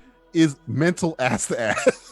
No, Two Girls in a Cup Psychological or ass ass to to ass in Requiem. ass. Dude. It's psychological one's ass worse? to ass. I'm Yes. telling you. I'm Dude, telling you. Yeah, Watch Two it. Girls, One Cup is way If worse. you than don't that. believe me, I don't know, man. go That ahead and junkie download and watch smacking Amour it- for 20 minutes. Stop it. I don't want to talk about it. I don't That want to junkie ass sex makes me want to fucking puke every time I see it, dude. David talking about I didn't Yeah, bring but it out you for don't. But air. you don't see them. It's still a rated R movie or whatever. Yeah. I know, But but again- again, shit's at least healthy. Darren Aronofsky was like Oh, doing, stop. he was doing stuff in this movie in Requiem for a Dream where it's like very arty and crazy camera moves and editing and stuff. Amour is just Yeah. you're sitting in a room watching it. There's no escape. There's no crazy editing. There's no weird dialogue. It's just sit with this. Like the image I Sit have on with it. screen, it's like bland and Yeah, like, it's unemotional. this. You don't even know why he's doing that. You have no idea. Watch this for 20 minutes. If you don't Right. believe me, just watch it. It Hey, will man. break you down. This conversation about this movie is breaking me down. My mental pictures are going rampant. Yeah, I wish you. Yeah. Oh man, it scarred me because I remember watching this. I remember the day. I remember where I was. I remember everything about this day I watched this movie. And I had to walk around like, fuck. fuck did I do that for? Walk it off. Jesus, where's Die Hard? I gotta pop in Die Hard just to get right. So do you guys have a movie that's like a similar movie to Amour? Like what's your most depressing movie of all time? Amour, so. No. What's your most depressing movie? Exactly, yeah. Oh, God, I get really fucked with. I think we got aces. We got 2 aces right here. We're playing we're talking about poker last week. Yeah, I'm all in. Slide all my chips in the middle of the table. That's tough. I don't know. No, off the top of my head, I don't Wide know. Shut, straight depressing. Like it's depressing from beginning to end. But there's moments of humor in that movie. Humor and it's like intrigue, drama, thriller stuff. There's a bunch of that, but it's blatant sex. It's got you in the dumps of your emotions the entire. Oh no, you are correct. You are correct. Oh, Manchester by the Sea. Oh, you know what? Yeah. You know what? That's a good one. You might have pocket kings right there. I mean, you might got some kings, baby. Dude, Leaving Las Vegas. Leaving Las Vegas. Yeah, Las Vegas. Another one. That Hey, you got a straight. You got a straight. I would push some coins in there with that one. Yeah, Precious. Precious that's a good one. Mine would probably be a documentary. Oh God! Oh which one? shit! No, well, they can go. You know, should we even be including documentaries? Yeah, documentaries might not even count. That might be. They can get pretty bleak. You're counting cards, Wes. If that's cheating, I was gonna We're say. talking about fiction, not reality. You're counting cards, baby. You can't be going. All right, what do you got though? What do you got? I'm curious. Is a documentary called Dear Zachary? Oh no. Yeah, I've heard of that one. Yes. What is that? If you haven't seen it, you gotta watch it. Oh no, I don't like that. You're laughing. I don't like this. No, isn't it about suicide? No, it's. I don't want to ruin it for you because it's a ride. Oh God, a very frustrating. Oh no, yeah, it sounds like he's inviting us into like Zed's fucking Zachary. store here. I remember telling so many people about this movie, and every time they would get halfway through the movie and call me and fucking yell at me or cry to me. Oh no! This sounds bad. No. You're playing with jokers now. It's not even real cards. It's not even real anymore. Has anybody seen like this picture? This picture looks depressing. No, I'm good. I'm straight. It does look depressing as shit. He's got an aloha freaking. Like, oh no, he's happy here. No, that means something bad's gonna happen. No, The I'm fuck? done. Yeah, I'm passing. He's bringing up Dear Zachary. Now he's going to start making fun of these people. It says 1995. It's not going to be a good look. It's not going to end up well for you, William. Look at that. That's like that's a calm before the storm right there. That's the middle of the hurricane. No, I don't like this picture. Also, another one, Blue Valentine. Well, Blue Valentine is very depressing. Yeah, Yeah. I would put them more above all of these, but again, these are very good cards. But Come and See. Has anybody seen that one? Come and See. Come and See. Come and See. It's a war movie. It's about the No, I've never seen it. Atrocities of war.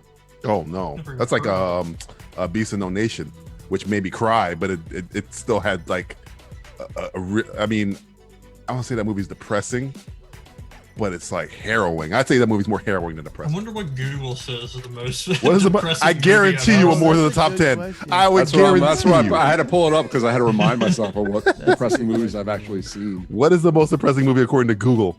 Yeah. Requiem for a Dream. They have Harold and Maude is depressing. Sid and Nancy, Harold and Maude. Which one? Harold and Maude. Harold and Maude. I haven't seen that. Oh yeah, you should definitely watch. Yeah, it. Haven't seen that one, Wes? There. It's depressing. It's a good movie though. It's good. It's just. I don't know how I got to Come and See for most depressing movie. Because it's one of them. this one has Elephant Man.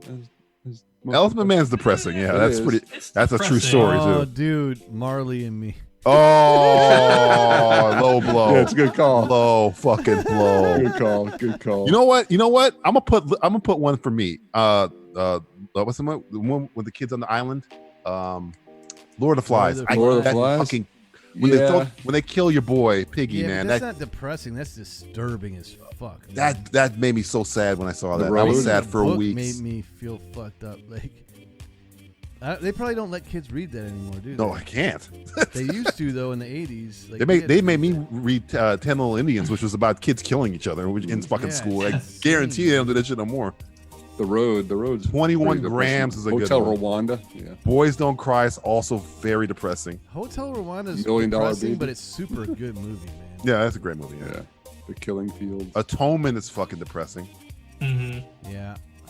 That That's that with- long take. Oh, they do in that Life movie, is though, Beautiful, is man. amazing. The boy in the striped Super pajamas. fucking depressing. Atonement has that Benedict Cumberbatch scene where he's like, bite it. I want you to bite it. That weird pedophilia scene. I remember that shit. I want you Schindler's to bite fucking it. List. Pay it Nothing but forward, also fucking depressing. depression. That's Oh, when goddamn, they even take the color out of the fucking. 9, goddamn it. Apple's not Anything that depressing. With that wolf shank guy, the guy from fucking.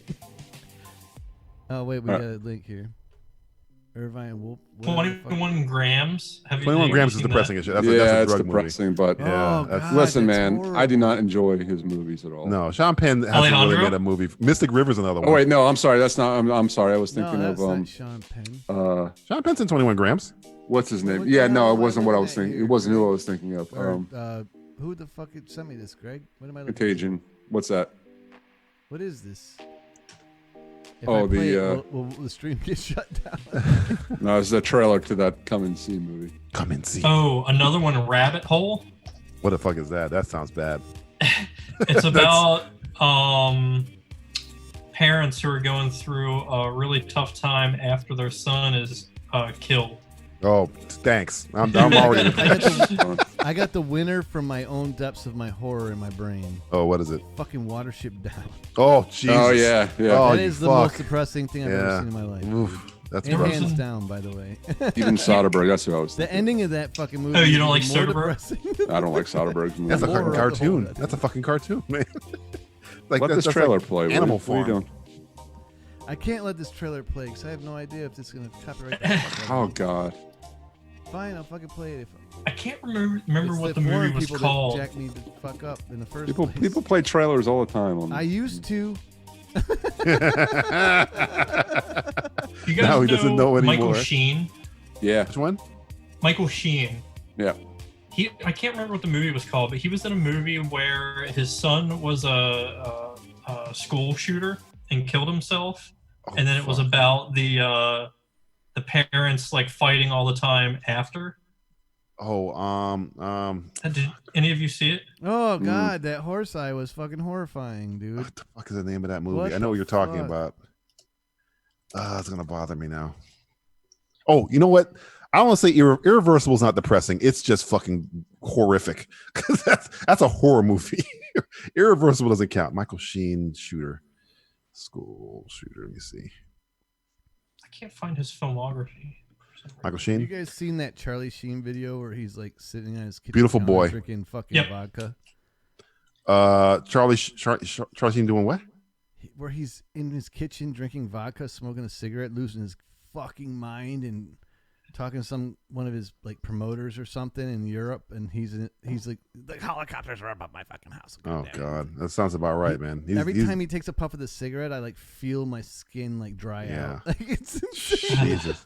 He looks so strung out, dude. Like, Little known fact: Michael Sheen's ex-girlfriend, Kate, fucking Beckinsale. It bothers me every time. what? And, I mean, and but- Rachel McAdams, I think he was with both of them. I believe. Well, listen. At least he and Kate Beck same age, but Rachel McAdams.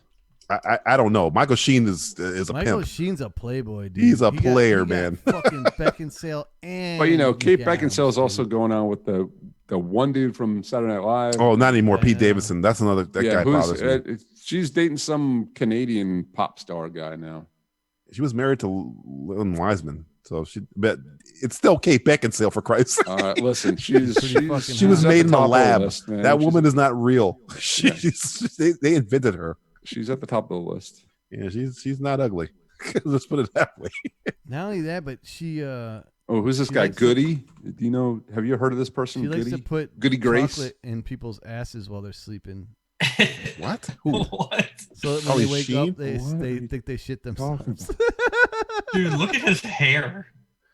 He's He's got a AIDS. He's crackhead. got Losing his heroin goddamn mind. addiction.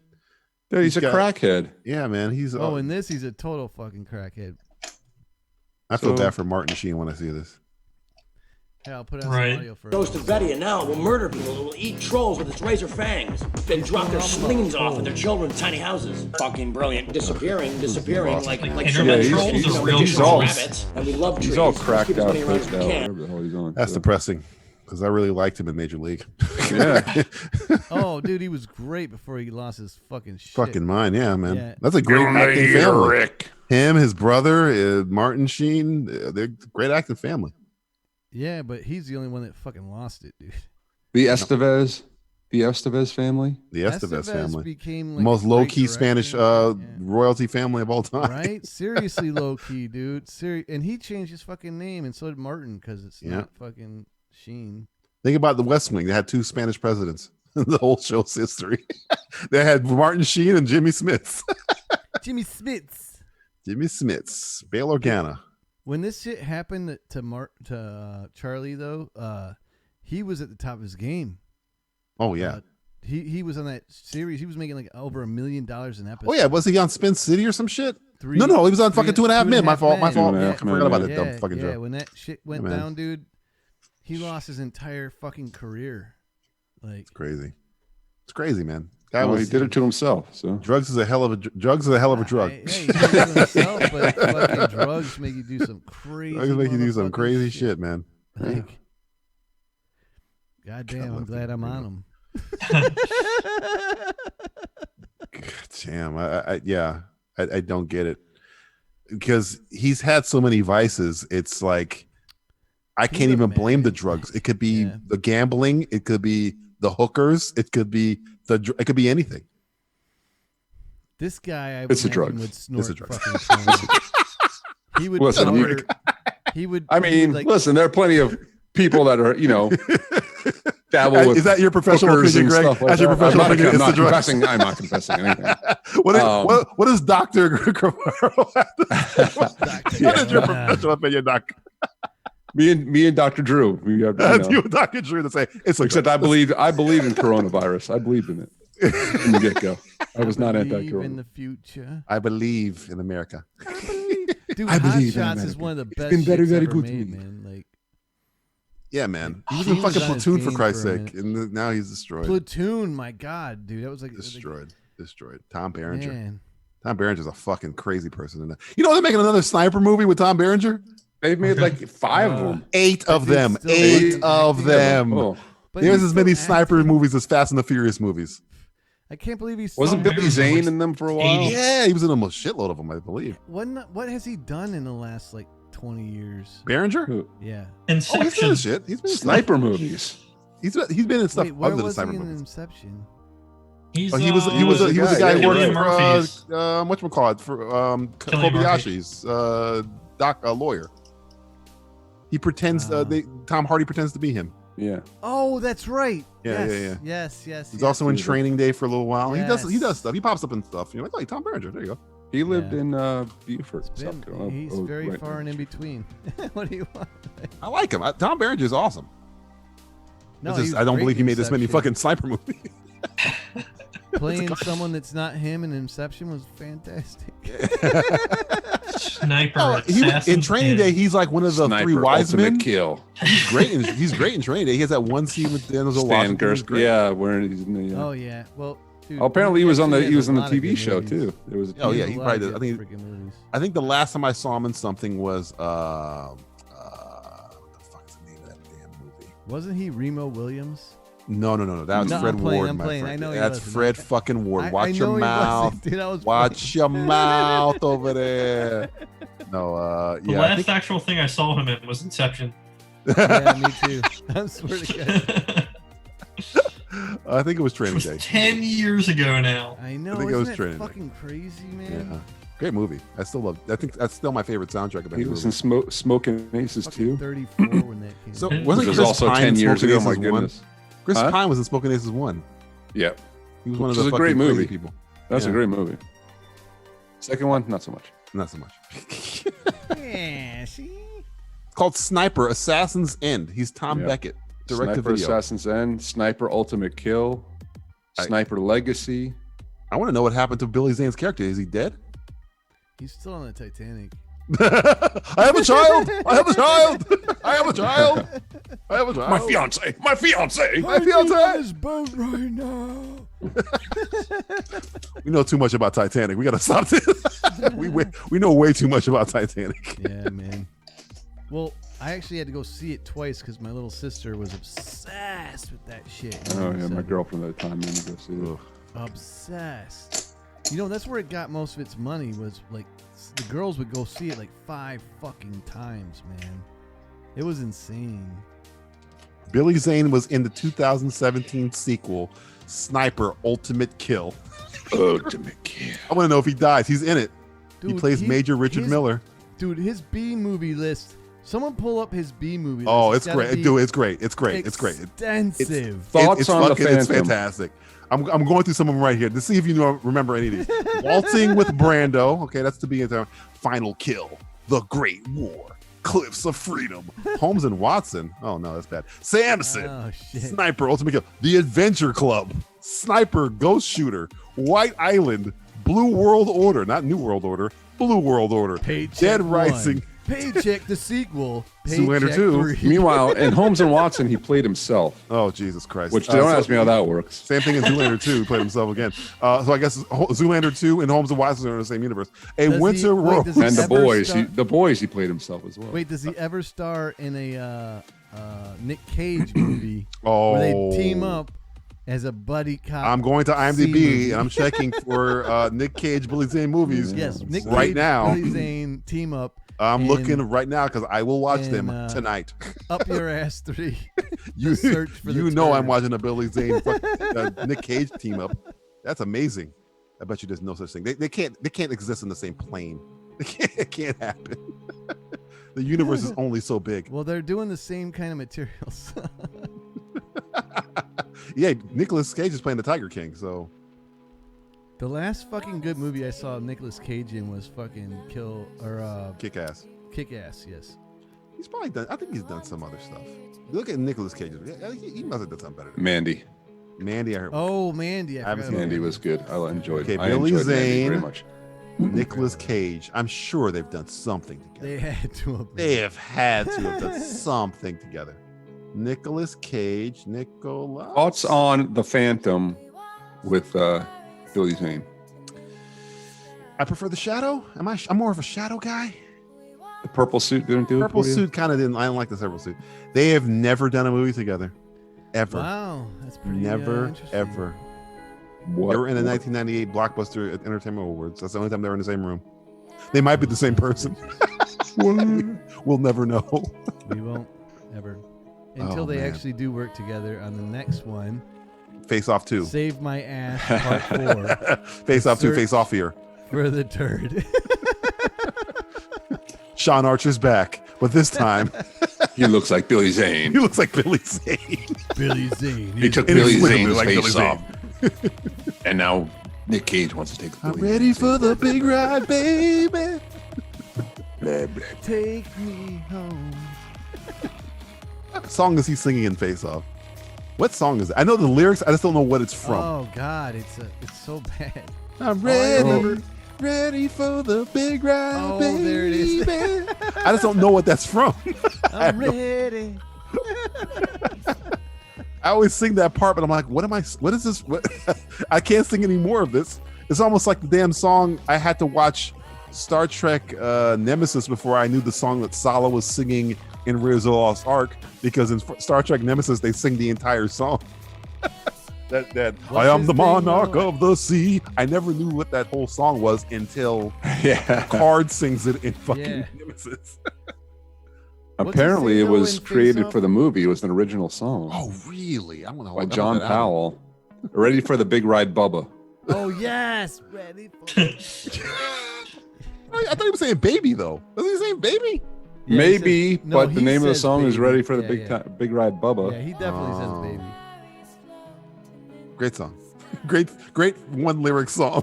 I like to watch you come, but I love to watch you leave. Yeah, I hate to see you go, but I love to watch you leave. Face Off is an underrated bad movie. It's just a bad movie. It's a bad Wait a minute. fucking You movie. know, in some good parts Oh, of no, Face it Off. was the first movie I ever saw Travolta in it. I thought he was a joke. You saw that before you saw Pulp Fiction? I have my own reasons for not What? liking Pulp it. Fiction and Grease are fucking amazing. But you said that was the first time you saw Travolta in it. No, Face I Off. thought he was a joke. Oh, okay, yeah, you're right. I forgot that last part. I remember I take it watching him in an interview, and he was like, "You know what?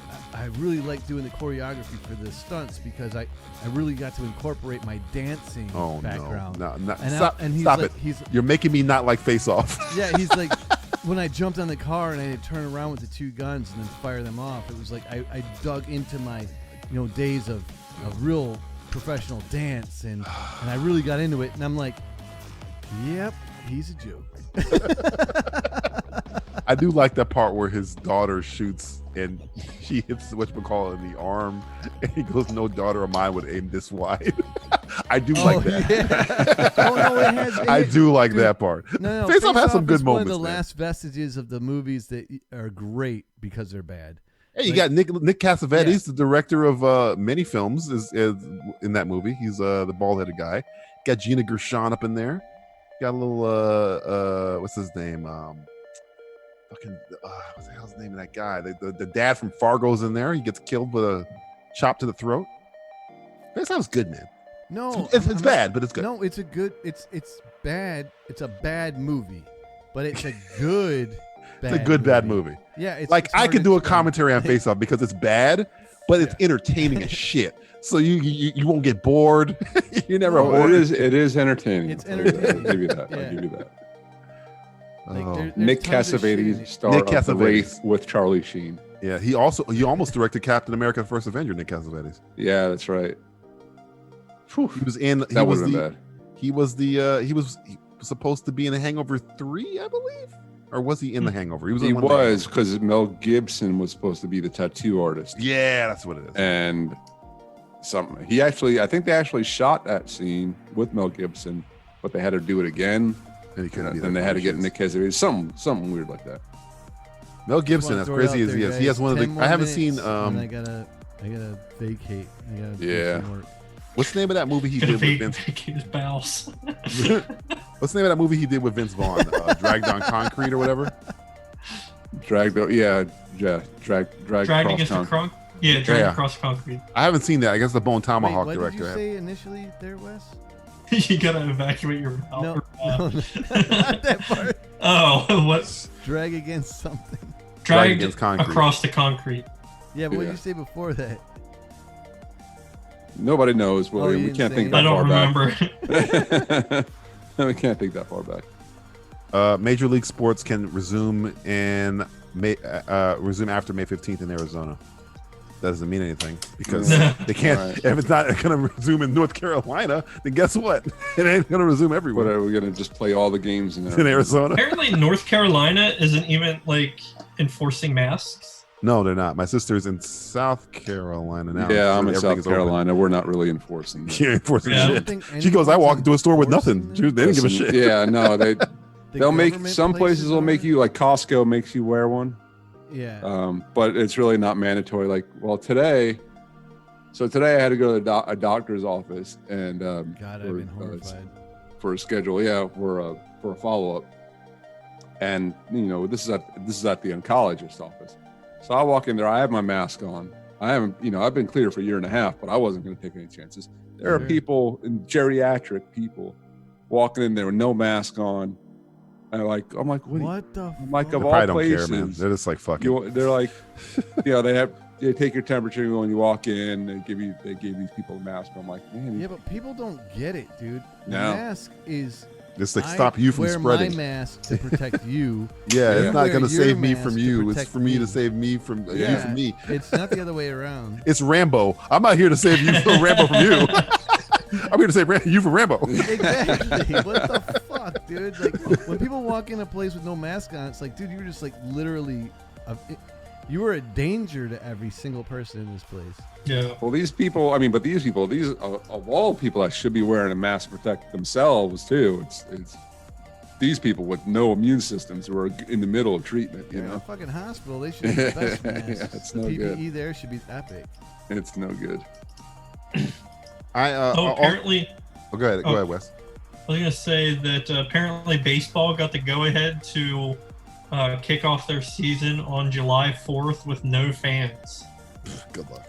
These dates are so stupid, though. Stupid. They literally mean nothing. They're all over the fucking Hey, place. July, that's Independence Day because we're, damn it. It's a game of telephone. Hey, we're opening on the 5th of June. In Ours August, is it the will 9th of rain. August. It's like, what are you talking about? I really wonder how that'll work with no fans either. It won't.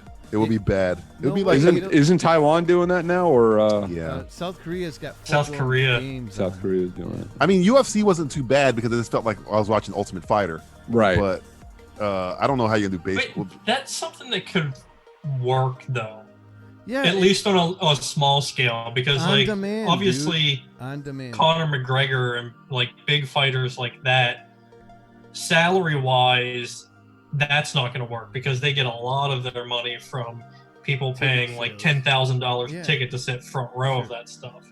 Well, remember that they get it through pay-per-view buys. No, yeah, they don't give a shit about the people. On demand, pay-per-view. Dana White cares about the people. Connor's are starving for sports. MGM Whenever cares you're about talking the people. about like giving up $30 million in gate revenue, that's the a huge gate. deal. Yeah, you're right. Sure. But for I like know smaller fighters, though. things, absolutely. Like fighters that are used to only making like $100,000, $250,000, that's something that's like easily covered by advertising budgets. That's like what's going on with wrestling right now. It's like the independent circuit. They're fucked. They don't get. They were barely getting anything, and they were like dependent upon like WrestleMania is kind of like their Super Bowl where they get to actually work a lot, and that was all just gone. This whole year was skipped. Did any of you watch those pre-filmed WWE matches? Yes, I've seen them all. They were terrible. The only one that was good was the Bray Wyatt one. The Bray Wyatt one was I good. didn't see that. It was WWE essentially is not making a fun of John fucking Cena sport. his whole life. That one. Okay, I did see that was pretty funny. But the Undertaker one was very like it's like it was like somebody like a student horror film. It was like a poorly shot. Exactly. It felt like somebody shot it on a student. It was like a student film. The one that was this 2 days ago was the. Oh, they had another pre-tape one? Yeah, it was a Money in the Bank one. They had filmed like last month where they were going through the building, the WWE building, to get to the roof or whatever. It was like watching Looney Tunes. It was ridiculous. Just this underscore with no fans too. It's like hard. You know? Yeah. There's no commentary, so it's literally like you're watching a cartoon. I will give them kudos for trying. Yeah, sure. Right. Yeah, they were thinking that they were trying to do something. So that's why I like the Bray Wyatt one because the silliness of it worked for if you watch that character is kind of like a play on Jekyll and Hyde, but the Dr. Jekyll is a Mr. Rogers-y kind of guy where he has puppets and shit. So the silliness of it worked for him, but it doesn't work for the Undertaker or like all these other like serious wrestlers and shit like that. It didn't work for anybody else, and it was well written. But I haven't been into freaking wrestling since The Rock left, so he comes back occasionally. I it actually ain't worth it though. It all sucks. I probably stopped watching it around 99, 2000. The most important wrestler of Go ahead. But I'm sorry. Go ahead. I was just gonna say I stopped watching it around the time that Mummy 2 came out. When he stopped doing wrestling. That's when he stopped doing wrestling. 96. He came back for like years after that. 2002, man. He retired and he came back for like 5 years after that. Yeah, but it was like sporadic and not for shit. He was like working on Disney contracts and shit, and his career was starting to explode. Mm-hmm. So like, I was already out of it for so long. I didn't give a shit anymore. Yeah. The most important wrestler in WWE just retired yesterday because she is pregnant. So she had to relinquish her championship. It was like the big deal. It was like, oh my God, she was like the biggest thing in wrestling, and she had to step aside for a year to have this baby. So that's the only thing that's happened in wrestling of any note in the past. China fucking died. Well, that was like 5 years ago. That was longer than that. Long time ago. She's been dead. She did 2 porn videos and died. That was like in 2005. But I mean, of all the people that you could picked that have died from wrestling. You picked China? China? Jesus. Because You can go Benoit. What's his name? Died in the ring. Died a long goddamn time ago. Owen Hart. I remember that. Owen Hart died in the He ring. fell off a fucking wire. Yeah, that was fucking, horrifying. Randy Savage, man. Well, Randy Savage died of was it a car accident or a heart attack? Heart attack that caused him to wreck his car. I thought it was a heart attack. Yeah, it's probably he was driving at the time and he wrecked his crashed his car because he had a I heart figure all those big ass motherfuckers, man, all are gonna die from heart attack or cardiac arrest because of the fucking steroids. They clotted their organs. You guys don't watch wrestling, but I watch it. I kind of got back into it because of Becky Lynch, but you'll be surprised who's probably still the best talker in wrestling right now is Jake the Snake Roberts, who's still The Rock. No. Rock is still the best. Rock's not there. Rock is retired. I know. Jake the Snake Roberts is still there. Jake the Snake Roberts is on AEW. He's a manager now, and he is fun. He cut a promo. I would suggest you look it up. It is one of the best fucking promo. It came out maybe a month. No, probably like I want to say February. And he cut it on cut a promo on the owner of the company in AEW, which is Cody Rhodes, Dusty Rhodes' kid.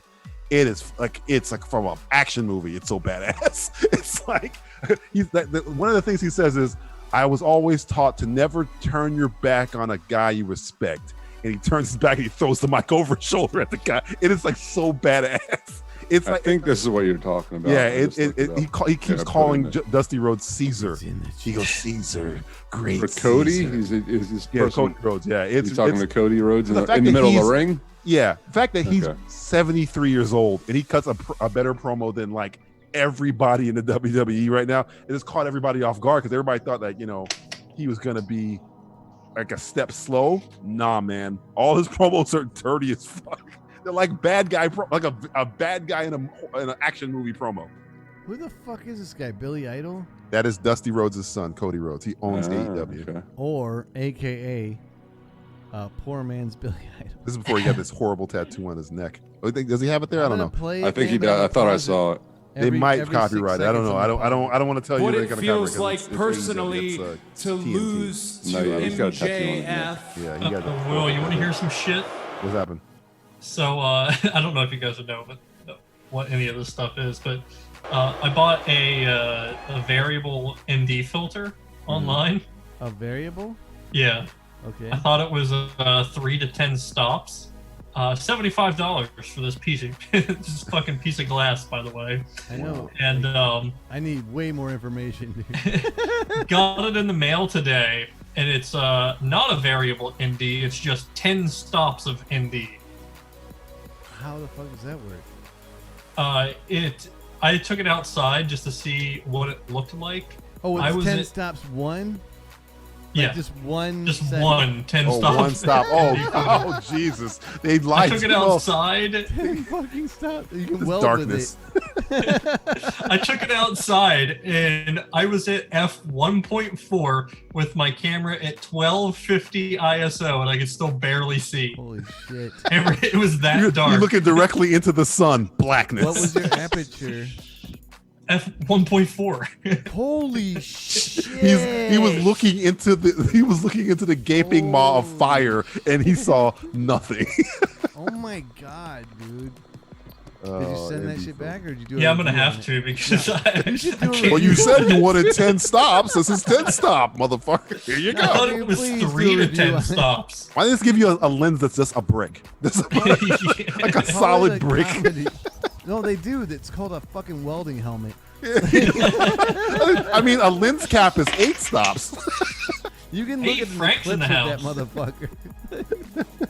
Maybe that's what it was made for, honestly. Yeah, the lens cap. It's Getting a the fucking, corona of the sun. I guess it's the breath mask of stop. I guess it's more for like photographers that do like long exposures. I guess, yeah. Yeah. In But- Antarctica. For video, During the that's day. like way too many stops. Of Honestly, ND.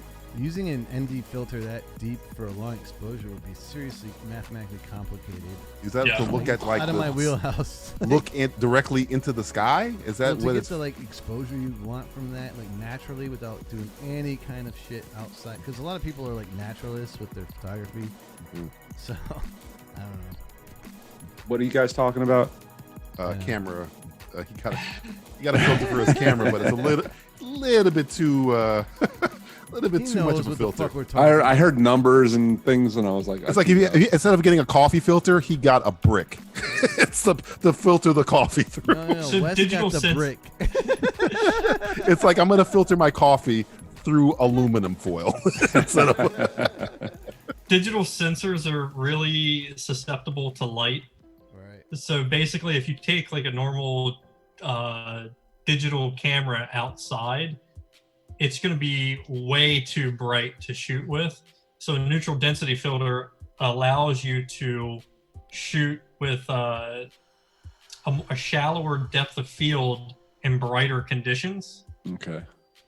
And allows you to video-wise- control your exposure more. Video-wise, it's about your shutter speed. Yeah. Gotcha. And then the one I got, I thought was one where you could change it, but it's like fixed at 1. It is what it is. There is It no is what it is, adaptability. yeah. I see. It's a fucking piece of glass. Here's your 10 stop fucking filter. Oh no, 1 stop of 10 stops. Good luck filming Mad Max Fury Road, because this is probably the only thing you can use it for. Yeah, Blinding exactly. sun. But that shit looks awesome. Oh, what's up, Frank? You could do day for night pretty awesome, I imagine. Yeah, if I put it up to like 6400 ISO. Robert Downey Jr. is adapting. Hey, Frank, man, what's up, homie? I hope you brought them boots, man. Yeah, what is he adapting? Something called Or Sweet did- Tooth. did- A comic book called Sweet Tooth. I've never heard of it. Yeah, I never heard of it. You never heard of it? If you never heard of it, Yeah, I mean, this is like an independent. I'm pretty sure this isn't Marvel. I've never heard of this one. No. It looks like a deer. I don't know.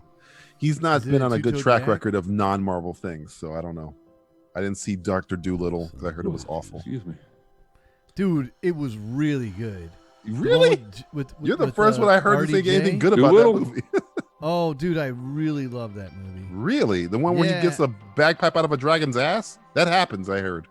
Dude, it was very freaking warm and fuzzy. Really? Yeah, I really liked it a lot, actually. Interesting. I know, it's weird. Okay. I'm an animal. I like animals, dude. And they I'm the bad guy. played. Okay. Okay. Yeah, his accent was really odd. His Welsh. She was doing a Welsh accent, I It heard. was really weird, man. He's doing a Gareth Evans accent. Gareth Evans, the director of The Raid and The Raid 2. And the Oh, okay, all right. I'm like, what? Gangs of London, which is a fucking phenomenal show. Gangs of London. That's Give me that one Netflix movie. Speaking of Netflix, movies. Apostle with Dan fucking Stevens. Yeah. Meh. Very weird. Matt loves that fucking movie. I'm like, man, this movie's fucking weird, man. Weird film. But I was hoping it would be better, but Gareth Evans is known for one thing and one thing only, and that's his action sequences. Wes is definitely researching something, dude. He's got Raid research is a on tremendous that. film. No, somebody asked me how my interview went today. Oh, dude. Oh, yeah. How'd it go? It went well. Did you get it? Not get I it? Prospect? he said he Who has knows? 2 or 3 more people to interview. What's the job for? It's If you don't mind directing me and DPing a short film. Oh, okay. Nice. Ooh, That's pretty sweet, man. Yeah. nice. Hope you get it. Thank you. Am I talking Frank into is the mic? Frank is Am I too close to researching naked women. Oh, of course. When is he not?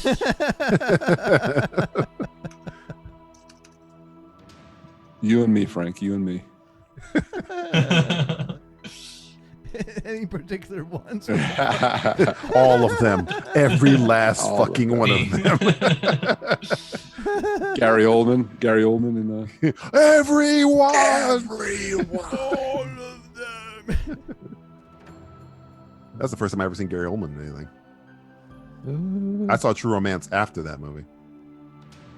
Yes, that's true. I did see. I was saying. Did I see?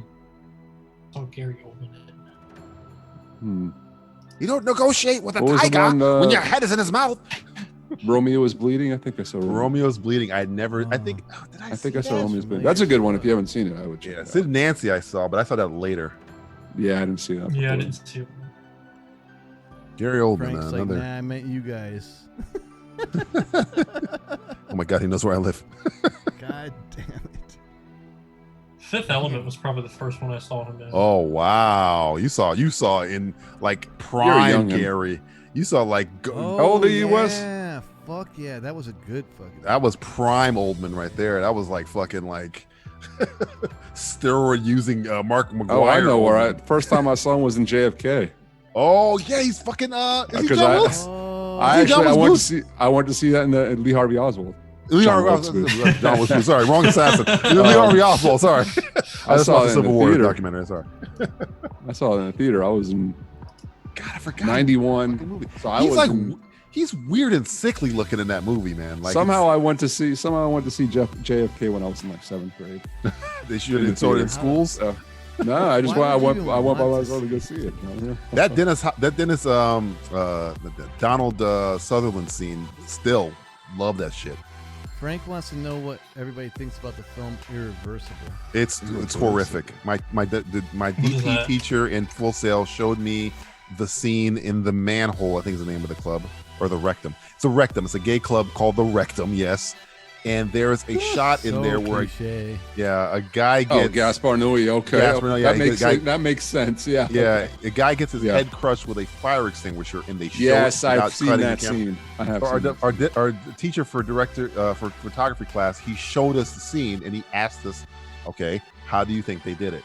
And we had to fucking come up with our reasons, and they showed us like it's CGI, it's a guy and it's a dummy at the same time, and then he showed us again trigger warning.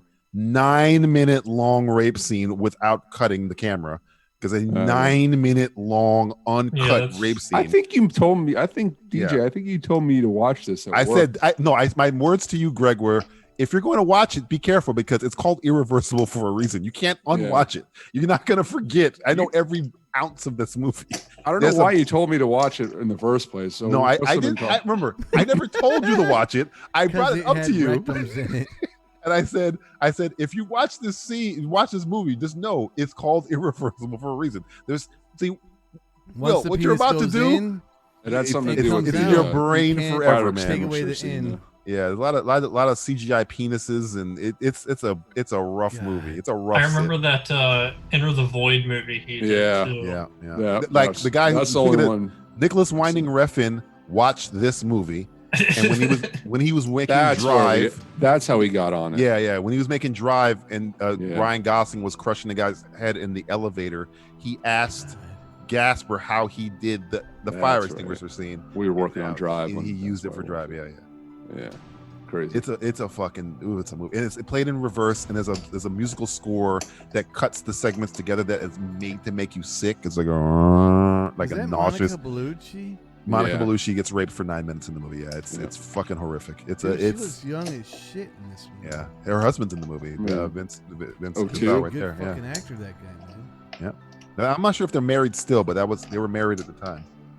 That's her. Oh, dude, he's Italian. Yeah, he was in Westworld this whole season. Westworld. Much of the film's soundtrack was composed by Thomas Bangalter, one half of Daft Punk. Yeah, they were supposed to make what year is this? 2002. 2002? Yeah, that was 99, but yeah. Around the time of like that Clive Barker shoot 'em up shits. The way it's played is backwards, so it starts off bad, like really bad, and then it gets better as it goes along, but it's backwards in time. Roger Ebert called Irreversible a movie so violent and cruel that most people will find it unwatchable. Right, yeah. It's backwards in time, so like you're watching an event backwards. So by the end of the movie, everything is great, but in your mind, you're like, oh shit, I know where this is leading because I've seen it in the beginning of the movie, which is this horrific, this god-awful scene. And then they go to the Rectum, which is after that. But every segment of the movie is broken into this droning song that the camera spins. I think he said he wanted to make you feel like nauseous or sick or something like that. But it's like this drowning shit. It's a fucking movie, man. Did you just go radio voice on us? That was interesting. That's exactly what it sounds like. There's some effects to your voice. Yeah, he did. That's exactly what it sounds like. It sounds. Bellucci and Cassell divorced in 13. 13, yeah. I know they were married when they made this, but yeah, it was because that's the first time I saw Monica Bellucci and was it the one with the wolf, something of the wolf? What's the name of that movie? Brotherhood of the Wolf. And I was like, who the fuck is Monica Bellucci? I gotta find everything about her. And I watched this. Like, okay, Brotherhood of the Wolf. Yeah, she was in that movie. She's in that movie. Yeah, that's a good fucking movie. Yeah, that was she's one in there of for the a little first bit. DVDs I ever bought. She's gorgeous, so I was trying to watch all of her stuff, and then I saw this. I was like, okay, I'll put it on. Dracula. She comes up between freaking old boy's legs at her boobies. Yeah. And she's Persephone in the Matrix for a little bit. Yes, and more boobies. Yeah. But this movie kind of fucked up my mind. She made me for a while. love Italy. I'll tell you.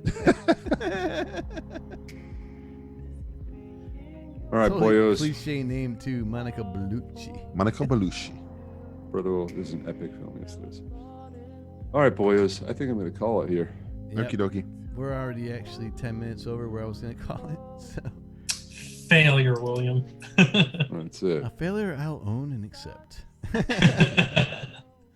Hey guys, you guys are fucking awesome. You're the highlight of my week. Much love to y'all. Please stay safe. If any of you gets the Rona, then it's gonna really jack up my show. Yeah, so don't do it. Can you catch it through the internet? Maybe. I don't think so. I wouldn't be surprised at this point. There might be a new strain. Like you get it, you come in, you talk in your microphone, you leave for like 72 hours, you come back and you inhale the Rona from your own goddamn microphone. They said Why does my mic smell like Rona? They say Tom Hardy and Capone sounds like Nicolas Cage and the Penguin mixed together, and that's completely accurate. Oh my gosh. I Not gotta Nicolas watch Cage, this Nick now. Nolte. All right, Nick Nolte in the Penguin mixed together. That makes more sense. Nick Nolte. Those sons of bitches. All right, guys. I Much have love to spoken. everybody in the chat. Dezombified, Aisha, Evovich, DJ Talks. Frank, you fuck. You should have came on, you bastard. I will see you in the morning, Frank. Who else was on tonight? Not a great gamer. My God, I'm going to dream of sausages. It's on you, buddy. And everybody else that was around or lurking. I know you were lurking. All right, guys. Hey, Wes, good luck on your job promotion thingy. Yeah, good luck. Thanks. Not promotion, I mean Interview. audition. And Greg, don't go in any kind of freaking situations in that damn state where you're going to have to be around a shit ton of people. Don't go into any situations. That sounds Don't get ominous any as stuff. fuck. I will try to avoid situations. Don't go into situations. Don't go to any situations. DJ, you're in Broward, so you're fucked. We're dead. Watch out for the situations. I'm Bruce Willis on the asteroid at this point. We won, baby! Careful situation. All right, guys. All right. Much love. You're the best. Stay safe. Love y'all. Peace out. Have a good night, everybody. Catch you in the flip Later, side. Wes.